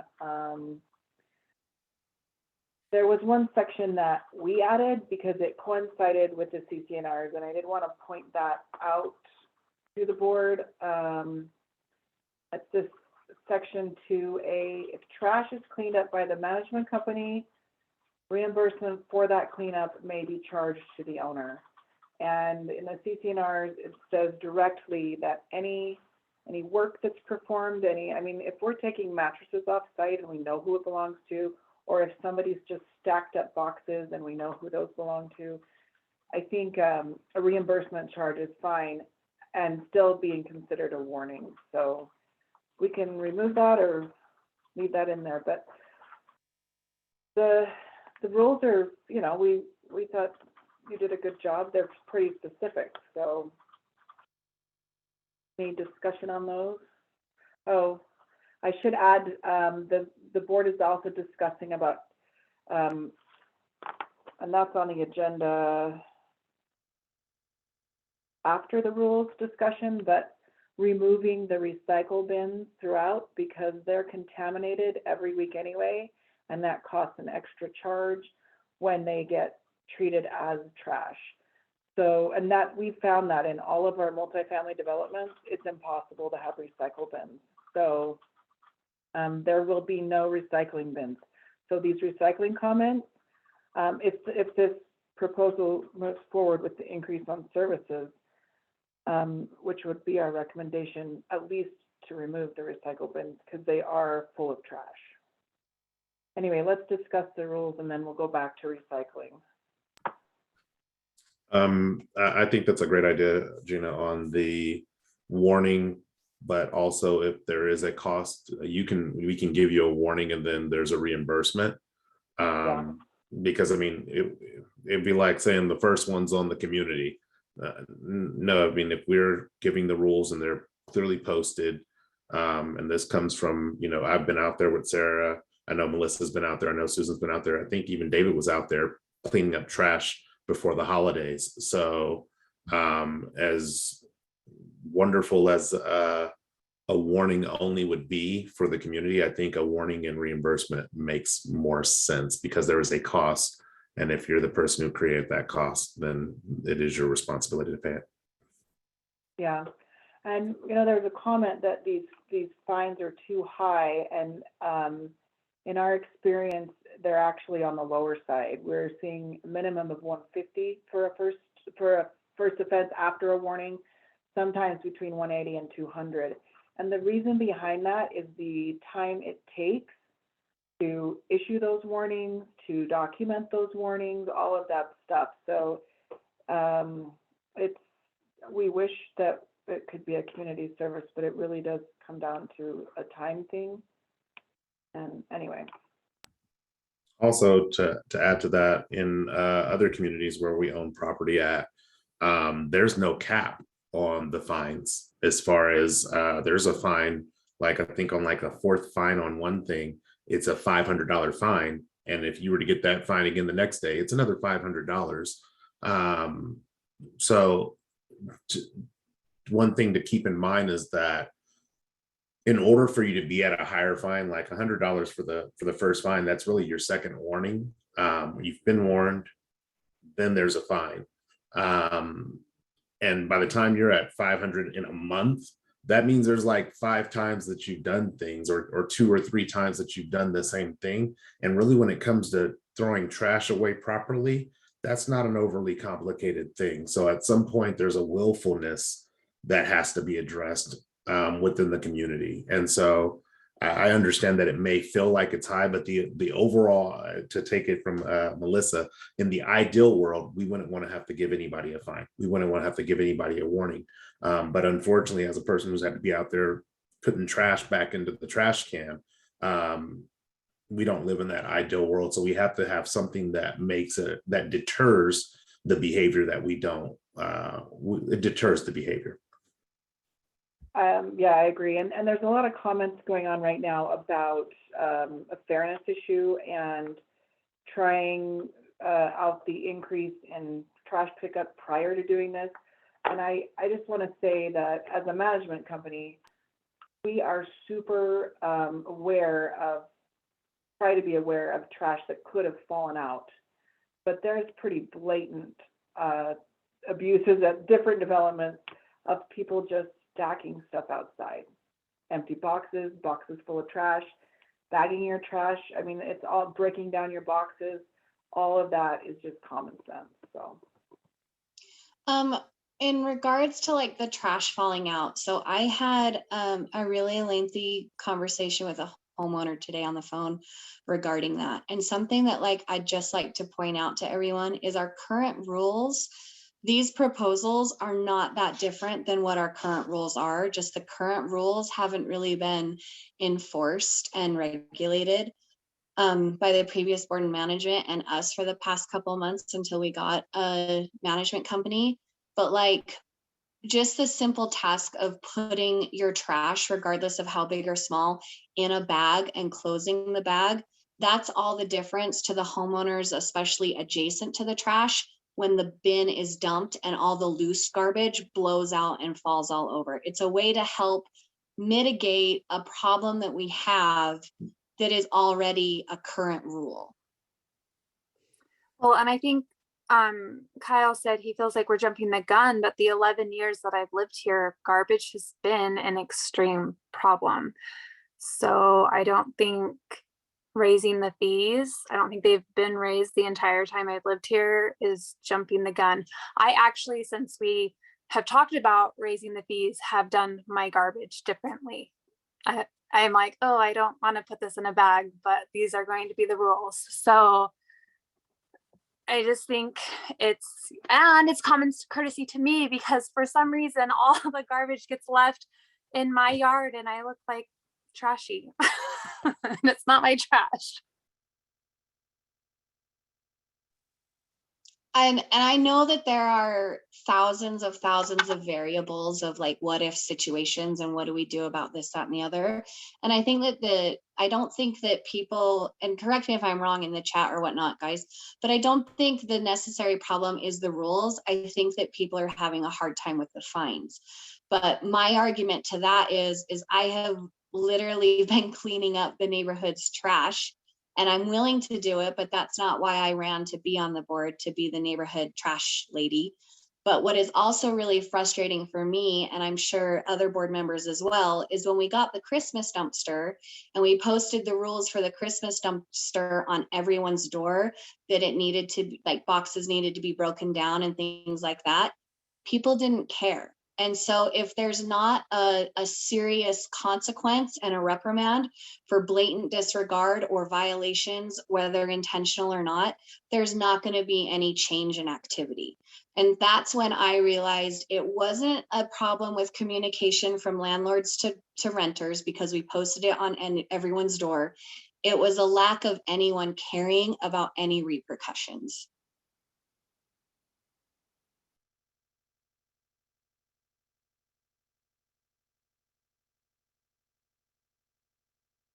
Thanks, Sarah. That's all good points. As we kind of mentioned earlier, there's always going to be, Billy, I think brought it up, a need to have somebody take the items off site. It's very hard to bust someone for leaving a mattress. Usually it happens in the middle of the night. Cameras are hard to install because it's a cost issue. So, you know, it's all something that the board needs to discuss, but this is a start that they felt, you know, and we're not opposed to. We think it's a good start. And regarding the cameras, like the cameras have been something that we've talked about as a board at length.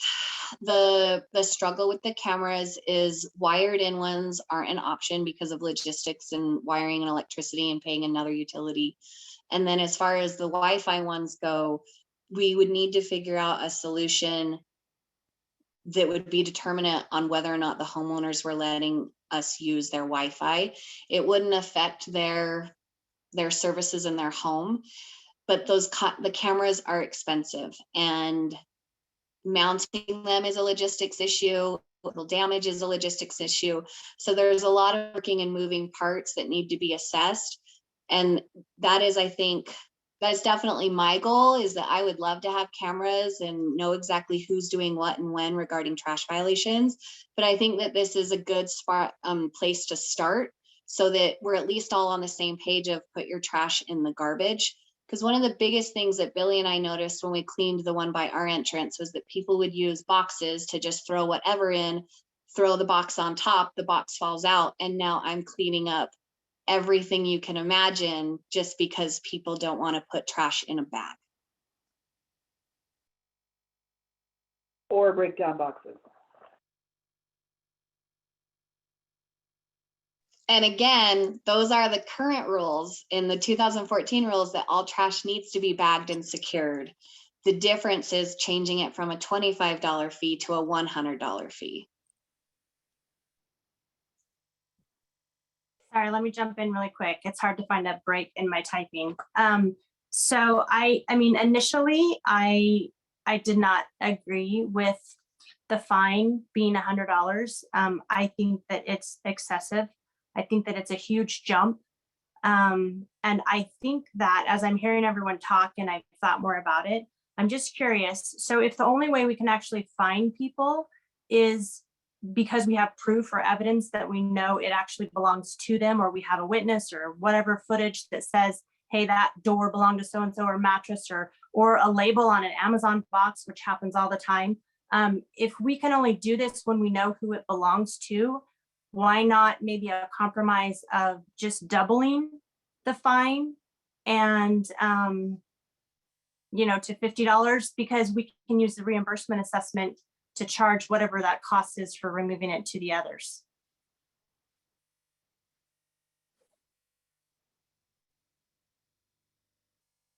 I'll mute so I can type again. I know when we were originally talking about it as a board, at first you were on board, and at the end is when you had decided, yeah, maybe that jump is too big. But with knowing that Gina's like, their minimum is normally 150, and like spending my life picking up trash since I've become a board member, I don't feel like 100 is enough, but I'm willing to do 100. Yeah, it was even discussed that the $100, if we were accumulating fees, that would possibly be allocated to buying the cameras. So just to clarify, I miscommunicated then, because I have always felt that the $100 fine is excessive. But I do think we need to, and what I agree with, we need to readdress it and figure out a solution, because what we have now is not working. This is Tom, and I'm just going to jump in real quick. I think so. One thing that was brought up early on is bulk dumping. That is always a big.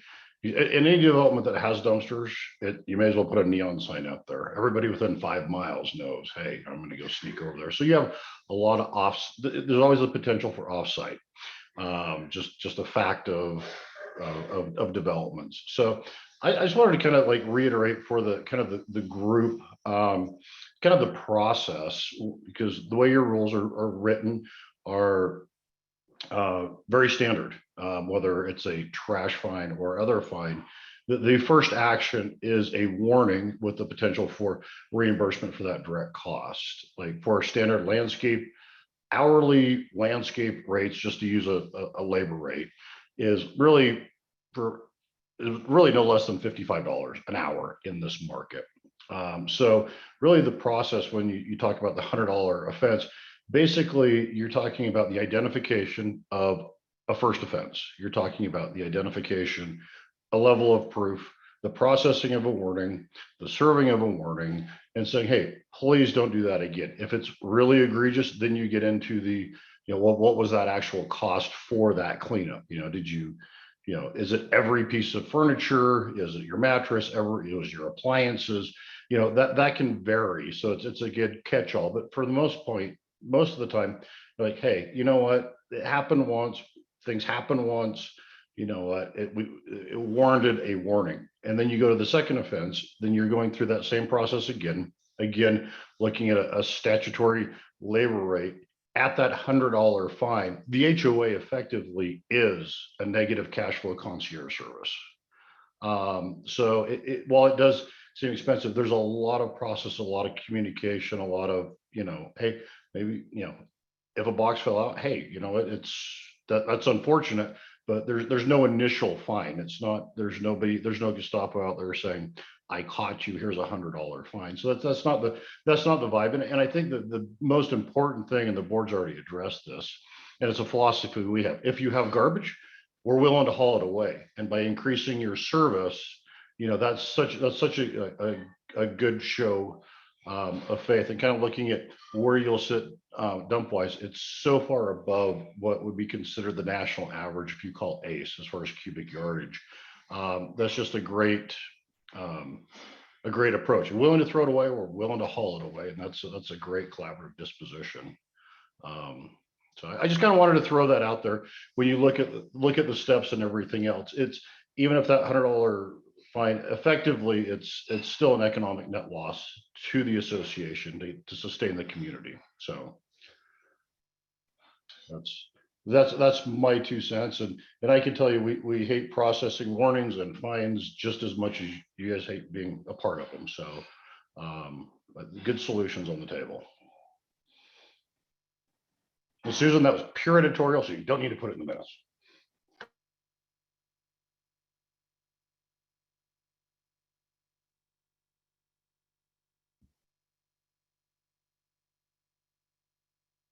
Yeah, I'm seeing in the chat where they're talking about enforcement, how that would be, and I think Tom just spoke eloquently to that. But to Sarah's point, when you're out there in the trenches, we'll call it, actually picking up the trash, it's kind of easy to see who the trash belongs to. You don't need a camera to read an address. And even to the point of when we got the special dumpster and laid out the rules pretty clear, pretty clean cut. I even had some times where I was driving out of the community, stopping by that dumpster and breaking down boxes just proactively. But I mean, even there, you can see who broke down their box and who didn't, because again, the label is right there on the box. I think sometimes when we think that a warning is taking place, that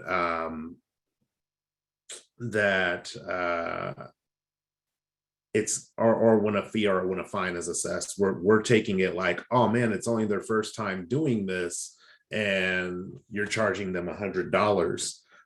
But in my experience, both personally when I was a kid and a knucklehead and outside of that time frame, typically when a fine is being assessed to somebody, the behavior is just now being caught. However, the behavior has been taking place for longer than what it is actually being identified for. I understand where Susan's at, saying, you know, hey, we're moving from 25 to 100, and that seems like a sizable jump. My recommendation was 200, so I'll let you know I'm much higher than where the 100 is, but I'm okay with coming down to the 100 because in a way, I want there to be a lesson. I want somebody to be able to learn from the experience and it not to feel overly punitive. But at the same time, you know, if as a kid, if I went outside and I did something I wasn't supposed to do, there were consequences that I had to face for that. And those consequences have kind of geared and guided me towards making better decisions as an adult. So, and that's at the end of the day, our community is, last time I checked, everybody who lives in the residence has an adult in the residence. I have my son who is responsible for taking the trash out, but in these conversations, I've been more intentional in speaking to him like, hey, if you go to that dumpster and that dumpster is at the level, go to a different dumpster. Do not dump it in that dumpster. And if there's no dumpster between the two of our houses, or the two dumpsters between our house, then bring it back to the house and we'll hold on to it until Monday, until Wednesday. And then that's just something that, because of understanding that, number one, being on the board, we have to set the example. But number two, if we're talking about these fines being assessed, I don't want, because my kid takes the trash out, to be paying $100 because he's not following the guidelines of the rules in the community.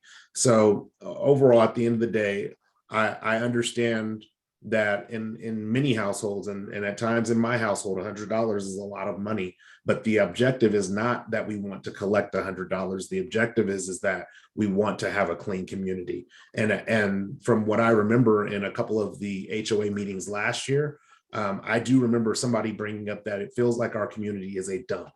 And if that is how it feels, that's not what I want my community to feel like. That's not what I believe we want our community to feel like.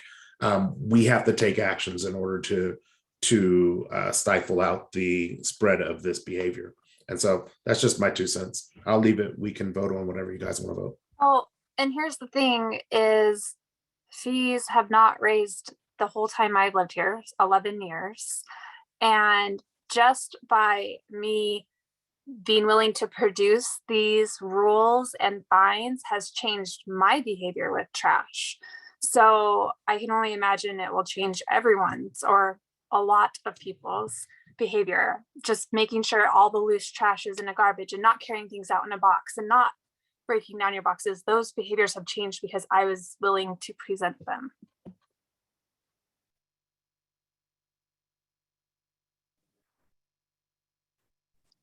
Yeah, I mean, I've seen the bill for when, you know, the dumpsters have been packed so high, and those are just not cheap.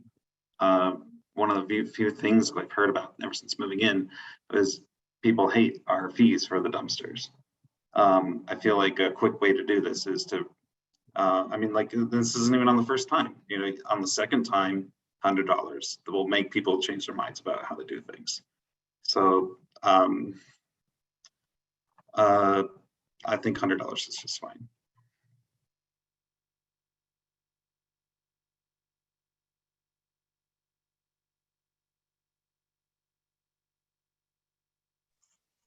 As I'm like reading chat and like, I understand that of course there's ways, you know, to not get caught. And there's ways to like hurdle over the rules. And I understand that, like I spoke about earlier, that there's lots of different variables. And I don't, well, of course will be ways to violate the trash rules and still dispose of your trash and not get caught. I think that the general incentive is that we have all seen the Facebook posts, we've seen the trash as we've driven by them, we've been victim to loose trash being blown around. And if I'm understanding what people are saying, it's not necessarily that they want those things, that they like those things, is they're having a hard time swallowing the proposed $100 fee. And that just springboards off of like what Billy and Tom said, is that it's, and Melissa, is that it's an encouragement for it to do better and to be better because there is a hefty fee. When I spoke to the homeowner earlier, like one of the things he said is a $25 fee. That's a slap on the wrist. And while again, like we're not going to be like spying on each other and taking pictures of each other and things like that, like Billy said, when you're actually cleaning up everyone's garbage, it's very easy to see whose it is and where it came from. And that's the kind of instance, until we have an additional answer regarding cameras or things like that, that's just kind of where we are as a community. We've had an escalating garbage problem. This is the $25 fee has not been an incentive enough for people to follow the rules, in conjunction with the fact that a lot of the monitoring of it went by the wayside. So if we start here and everybody is well aware of it and everybody has it posted on their doors, so there's no like, oh, I'm a renter and I didn't know, and it's mailed out and it's posted on Facebook and it's given to homeowners by every avenue we have possible, I have a hard time with someone complaining on the second violation, oh, I didn't bag my trash, or I didn't break my box down, or I didn't follow the rules, even when I knew about them, I was given a warning, and now I'm in trouble. So while it's not the ideal situation, and it's nothing that any of us want to deal with, and it's not like anyone on the board is like, oh, I can't wait to find somebody. No, we see a garbage problem, and this is the best solution. Of course, understanding that there's still hundreds of variables possible, but this was the quickest, best solution that we could come up with to at least curb a lot of the problems we're currently seeing.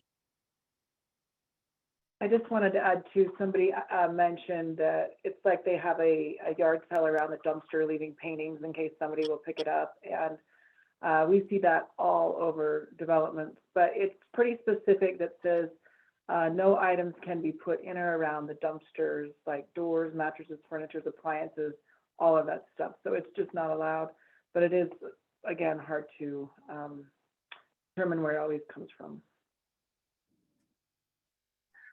Just to clarify, were these rules sent out to homeowners via email before this meeting?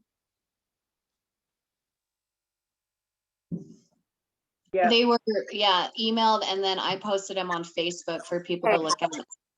So yeah, just read through those and all the rules are in there. and we would, the CCNRs do have, allow you guys to implement these rules with an effective date. I know, and that's typically what we go by as your governing documents, but if the board is inclined to adopt and then wait 15 days to make sure notice is given to all the owners and hopefully tenants that live there, but that's your option. One of the things really quick, so Mitch said that one of the things that he's concerned about is the accessibility to the dumpsters and being able to use the whole dumpster rather than being limited to one half or not being able to get the lids open. So what he's referring to is especially the dumpster across from him. And that's like, I think it's dumpster number 6. They call it like at the T. It's at the conjunction of the loop and the circle. Oh, number 5. Okay, thanks. Is that due to the nature of the surround and the gates, I guess it's harder to get the lids open. So I don't know if asking ACE to open the lids before they're put back in place is something that's practical. I know that that surround is not one with like the T brackets on it that prevent the lid from hitting the surround. And I don't want to like fix one problem and cause another by damaging the surround. So I don't know what a solution would be regarding that. We can definitely reach out to ACE for a solution because they're really proactive in trying to find one. However, they won't get out of the truck and open the lid or shut it. But did you know the last dump guy, he got out and helped Sarah clean up some trash that was stuck under the bin. So maybe the Monday guy will do it. Well, they have to get out of the truck to push it back. Would it be too much to ask for them to just open the lids when they push, like, because they have to close the gates and everything, and then there are the bins that are pull out? Is that an unreasonable ask, or is that? So we'll follow up with ACE and see if they can do that, or what they recommend, and see if it works. It's a good point. Thank you. Sorry, my question wasn't quite answered, so I'm going to try asking it in a different way. And I can't see the chat, so I apologize if I'm cutting someone off. So I think it was Tom that mentioned how the $100, it's an economic net loss already, like as far as warnings go and things like that. So maybe looking at my question this way a little bit differently. So why don't we focus on the reimbursement assessment? Because we're only going to find the people that we know who it belongs to. Is that kind of the take we're going to focus on as a board, or are we just going to just go with the $100 fine?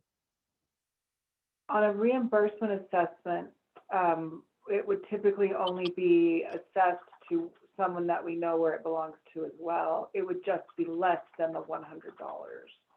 So I'll give you an example. If we find Sorry, how would it be less if the $100 is a net loss? Well, I'm just saying we typically haven't charged $100 for the reimbursement. Sorry, if Tom said that was what we charge for reimbursements, that was not accurate, but. No, I didn't say that. Basically, it really kind of comes down to the board for basically reimbursements. Obviously, if somebody leaves half an apartment worth or appliances or everything else that require a dump fee, special services to do it. That is a direct billable reimbursement. If somebody continues to leave, 2 or 3 boxes of, their a Tuesday Amazon delivery, it's a little harder to quantify, hey, the actual direct cost for the reimbursement for picking up after you is X. That would go back to the board and they determine whether or not, hey, this is the direct labor for that direct expense and direct labor to clean up after you. You need to reimburse that. Obviously, if it's a mattress in your washing machine, that's easy to quantify and it adds up to a lot. So the reimbursement will be whatever the reimbursement is, reasonably assessed at. And I guess, and the board and Gina can speak to this. If it's like, seriously, you keep leaving the same bag of trash there, it may not be reasonable to say, hey, you owe us, $18 for that reimbursement, but you're going to get the process of doing that, the process of going through the paperwork to issue the warning and to deliver the warning and put it in the portal. And then the second time that, Wednesday's Amazon of 5 or 6 boxes are blowing around, stuck in the fruit trees. That's when that $100 assessment would come in. So my point on the economic loss was, now you've been picked up after twice, and all the paperwork to basically not only issue the warning, but also issue the fine, then collect the fine, really is very, very time consuming. That's where Susan was coming up with basically, it's really is, it's a necessary evil, but it's an economic loss at that $100 when you look Okay. at. So No, that's makes how I was sense. reading for that. So no, it's like the reimbursement, and we get feedback from the board on how they want to do it. But typically, it's a lot of those are, it's 3 weeks worth of garbage is put out right outside the dumpster. It's not 3 or 4 unbroken down boxes blowing around. It's that's. So, yeah, so if I'm understanding correctly, so the reimbursement assessment is more directed towards the larger items and the fine is directed to the smaller items. Yeah, typically, and Gina can kind of elaborate on that. Now, if it's, it's 3 bags of That's dirty good. I just wanted diapers to- and you got to bring in a hazmat suit, there might be other reimbursements, and we don't think we haven't seen that. Sarah and but- Billy needed a hazmat suit the last time. That was pretty bad. So, yeah, so that's really, and again, I think Sarah and the board, it's not an egregious, attempt to do anything.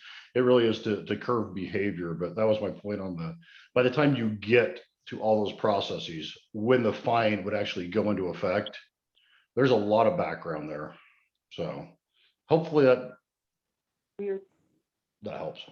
Well, and like just as a 2 cents, like with a full transparency, I'll be honest with everyone here. Like when we spoke as a board, one of the things that I spitballed as an idea was possibly making a rule that like no one under 13 could take trash out, because there is a problem with kids not being able to lift the lids. So the trash just gets thrown on top of the lid. And I guess people assume it's full and it just keeps getting piled up until it falls over. That was not something that we agreed on or that we passed or that is in here or that is something that we're going to look to in the future. But I think that I knew that there was a trash problem prior to getting on the board. I didn't realize how in depth and how big of a trash problem there was until being on the board. And especially in the couple months when we didn't have a management company and we didn't have somebody to hire to clean, and actually being the one cleaning it and like watching other board members get actually in the dumpster to clean stuff out that shouldn't be there. It's a bigger problem than I think people realize from just driving by and seeing it.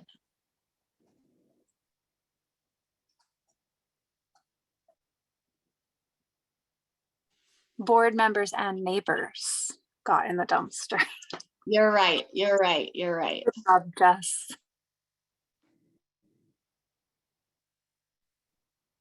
You guys really got to work on that social calendar.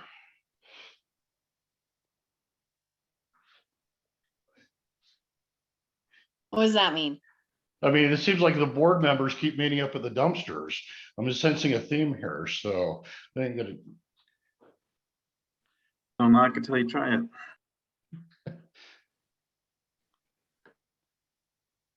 All right, so I think we've touched on all the good points, but if you, I don't know if the board's ready to move forward or, ready to move forward with a 15-day implementation before effective, what you're thinking.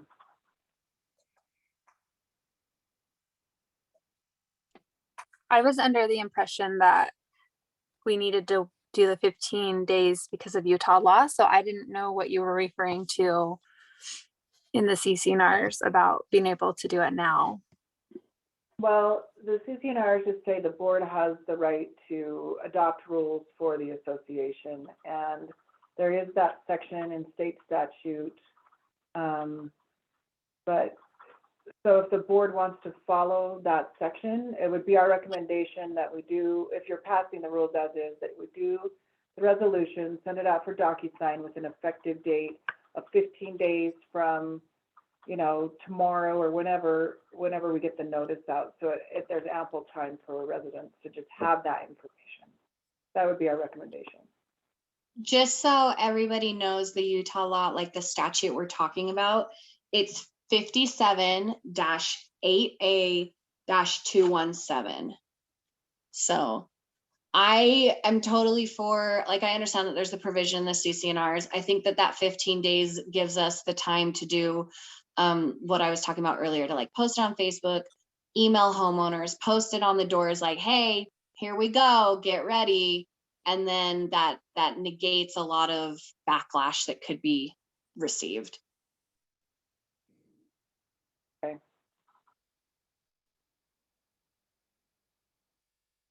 So our next steps, if the motion is made, is to, we would just send out a DocuSign resolution to the board with the updates and an effective date of most likely 15 days from when that resolution goes out.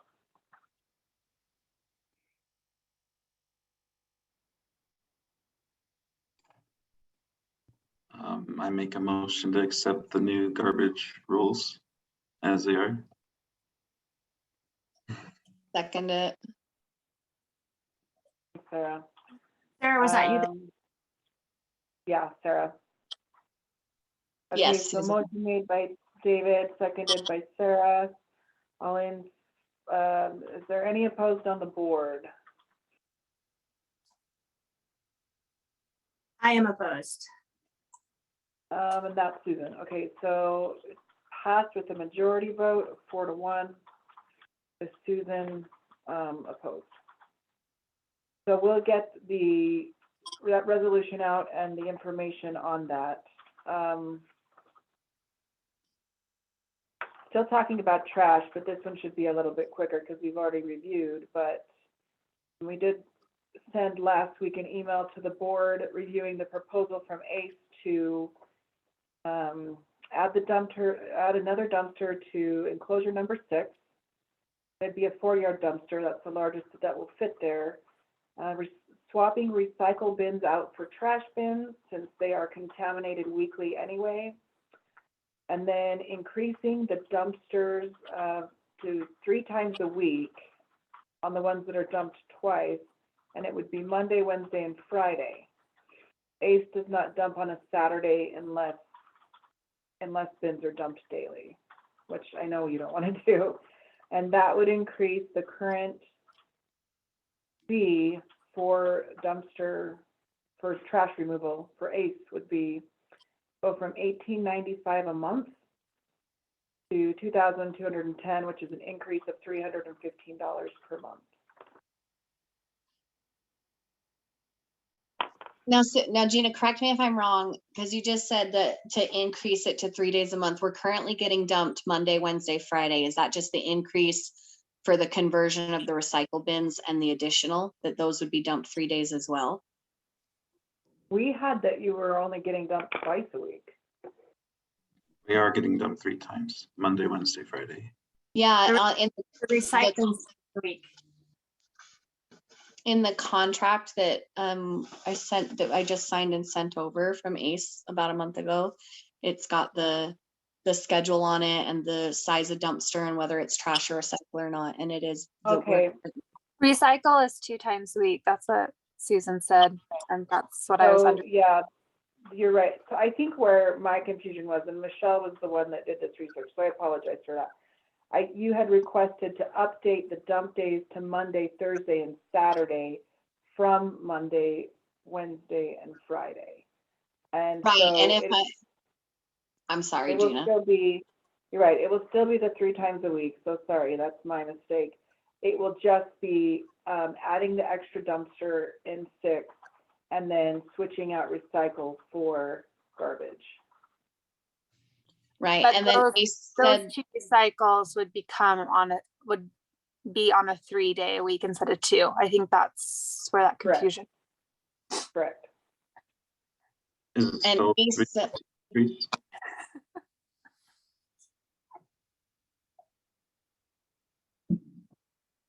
say it again, David. Is switching out the dumpsters and adding the extra day still the 315 increase, or is it a different number? No, it is the 315 increase. Got it. Trevor asked if this would increase homeowner dues. No, like as of right now, this wouldn't. It'd be just changing our operating costs for trash. I don't know how I feel about the increase. I'm still thinking about it. But I will say we did just have to hire somebody to clean the surrounds because they were so bad and it was just under that price. So I would have to say this is a good deal. Yeah. If we left the recycles that are switching to garbage on a 2-day, do you think that is enough dumpsters for what we're doing? So just to clarify, you're saying if you remove recycle and have all dumpsters where the recycle was go on the 3-day, is that going to be enough? No. So the 2 dumpsters that are switching from recycle to garbage, they're currently only getting picked up twice a week. If those 2 dumpsters are only picked up twice a week, that shouldn't increase our cost. And is that enough dumpsters for what we're doing? I don't think ACE would do that because if they have the, we can definitely ask, but if they're going out for a dumpster immediately adjacent to a dump anyway, you know, it's a challenge. I don't know. We can ask, but I don't think that they would do that. I don't know if Tom has any feedback on that. If it's a garbage dump, I mean, if it was like way across the development, that might be a different option, but. Yeah, that would kind of be a logistics nightmare to try to like have the driver pull up and be like, oh, today I pulled this one on the right, but I don't pull this one on the left. But then on Wednesday I pull both of them. Like that would, I wouldn't be able to meet that ask as a realistic ask if somebody asked me to provide that. Also, the same drivers don't come the same days. Like we have a guy that just does our neighborhood on Mondays, and it's a different guy on Wednesday and Friday. Okay. And one of the things that like we asked ACE was changing it, like Gina said, to like Tuesday, Thursday, Saturday, because people are home on the weekends more, and that's usually when we have more trash accumulation. The problem with that is for ACE to come out on a Saturday, then we would have to contract with them for 5 days. So they would be coming out Monday, Tuesday, Wednesday, Thursday, Friday, and Saturday. And so that would increase the dumpster exponentially.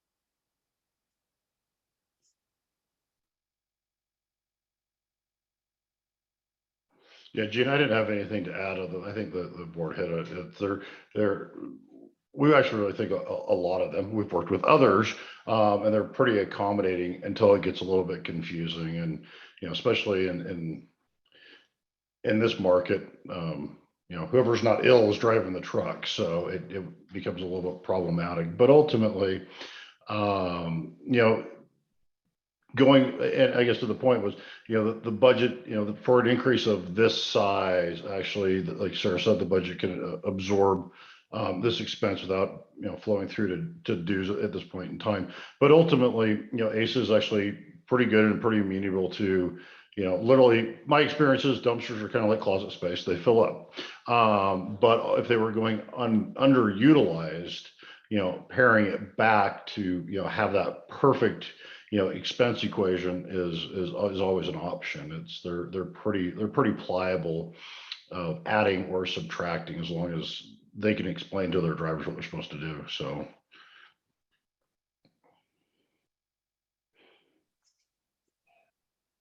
Jess said in the chat, we should do all trash and one cardboard only bin. You can earn cash from cardboard.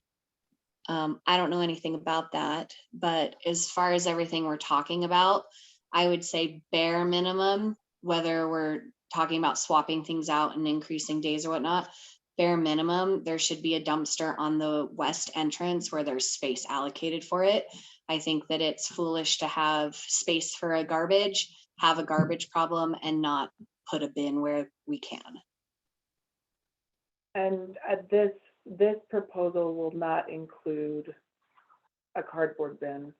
I don't know, I think maybe down the road that could be addressed, but we recommend if homeowners want to recycle glass and or cardboard, they do that out of the goodness of their hearts. I just had a question for clarification. The trash company told us that if we change our contract, that there is a fuel fee. So is that correct? It's already there. It's just Already there. always there. Yeah. Okay. There's a fuel surcharge. Yeah. Okay, that's what I was wondering. It's just we can't accurately always predict what that is every month. So.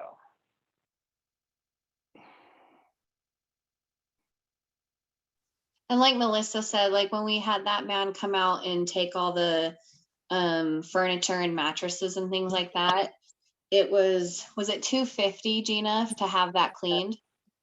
Yeah. So it was $250, and he was unable to get a lot of it, especially in dumpster 6, because so much trash had fallen around it, and then the dumpster had just been placed on top of it. Oh, dumpster 5, sorry, thanks, dumpster 5. So like Melissa said earlier, from $250 to $315 to then have 3 more trashes for the community to use in conjunction with the new fee schedule and rules, I think that we might be able to have a lot better outcome as far as the trash goes. I know that there are some people that recycling is a really like a big deal to them, and I understand that. And my back and forth to that is, like we've said before, it's contaminated from people all the time. And so your recycling isn't recycling because it's getting contaminated. And so at this point, do you want to have a bin that a lot of people don't use, but some people do, and we have overages with trash flowing everywhere? Or do we want to switch them out to increase the amount of trash receptacles for people to help curb an ongoing and ever mounting problem?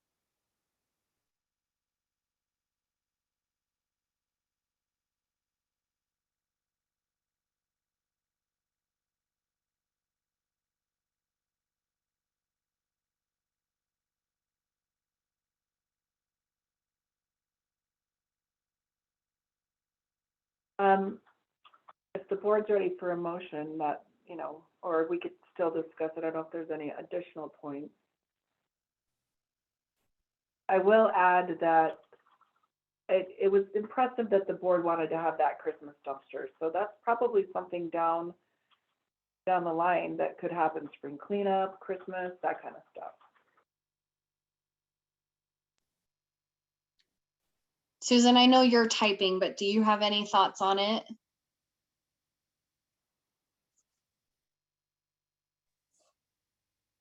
I agree with the increased trash removal and swapping out the recycle. I think it's a waste of money because we just keep getting fines for it. And it sounds like it's not just our community on that. And it makes sense to try to clean up the community.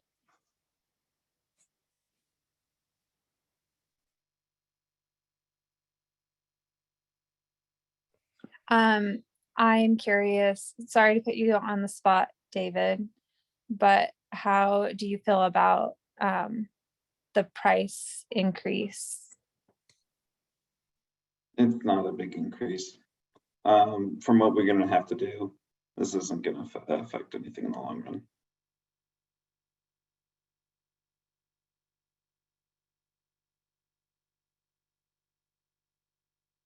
This might actually save us money because of things that we can't account for, like you don't know how many times we have to do extra dumps and stuff and cleaning. So I think this is just fine. Okay, then are we still talking about it, or do you want me to motion the, okay. Billy. You can motion whenever you want. I will motion for the new contract with, is it Ace? Is Ace our garbage company? With Ace? Yeah, they would just be increasing the dumps, or not the dumps, but No, the, the changing out the switching 2 recycle bins and adding the other bin. I motion that. Second the motion. so I've got Melissa motion, David seconded, and then any opposed? So passed unanimously. At this point, and I'll turn it over to Sarah, I feel like the discussion on chat was pretty good, and I appreciate everybody that joined in the meeting. This is a lot of owner involvement, which is awesome. So, but we do have some time before the board goes into a short closed session to go over delinquencies and stuff. If you want to chat a question in, or if, I don't know if Sarah wants to do it a different way. Hopefully keep it concise. Oh, well, right before you said concise, I was going to say if it's easier for somebody to just speak their questions or concerns or comments than typing it, I don't That's fine have too. a problem with that. No, we don't either. It's fine if somebody wants to talk. It's just hard sometimes to tell who's talking, so.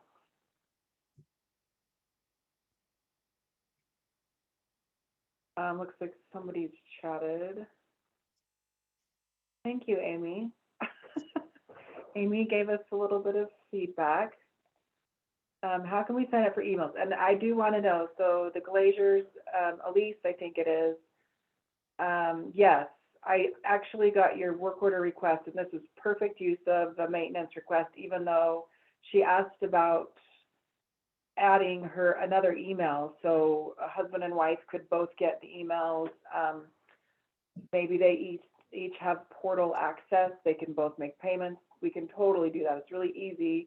You can either email our office for that, or we'll just do it as part of this maintenance request that she submitted. It's really easy. So that's a good question. Thank you. And that's something that we should include in that recap welcome email. So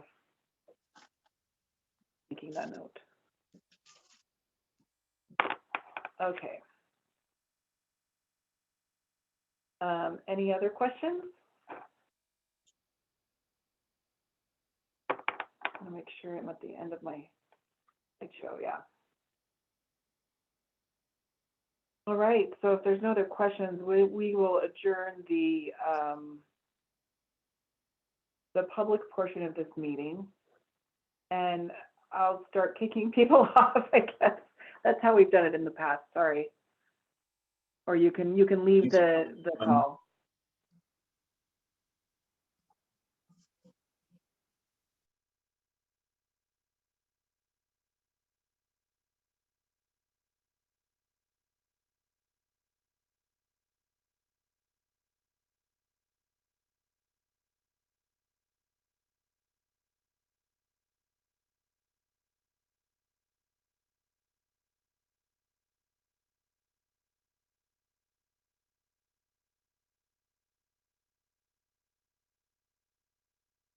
Oh, wow. Let's see. I'm gonna take Aubrey. I don't know who Aubrey is.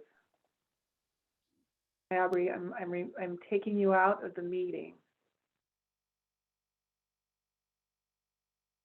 for private information. Okay. So I think Who's Mandy Horton? Mandy is with our office.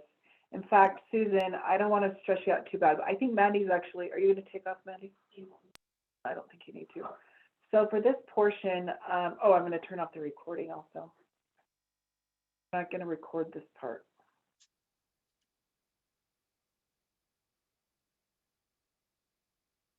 Now, Gina, before you get right into business, we did it, guys.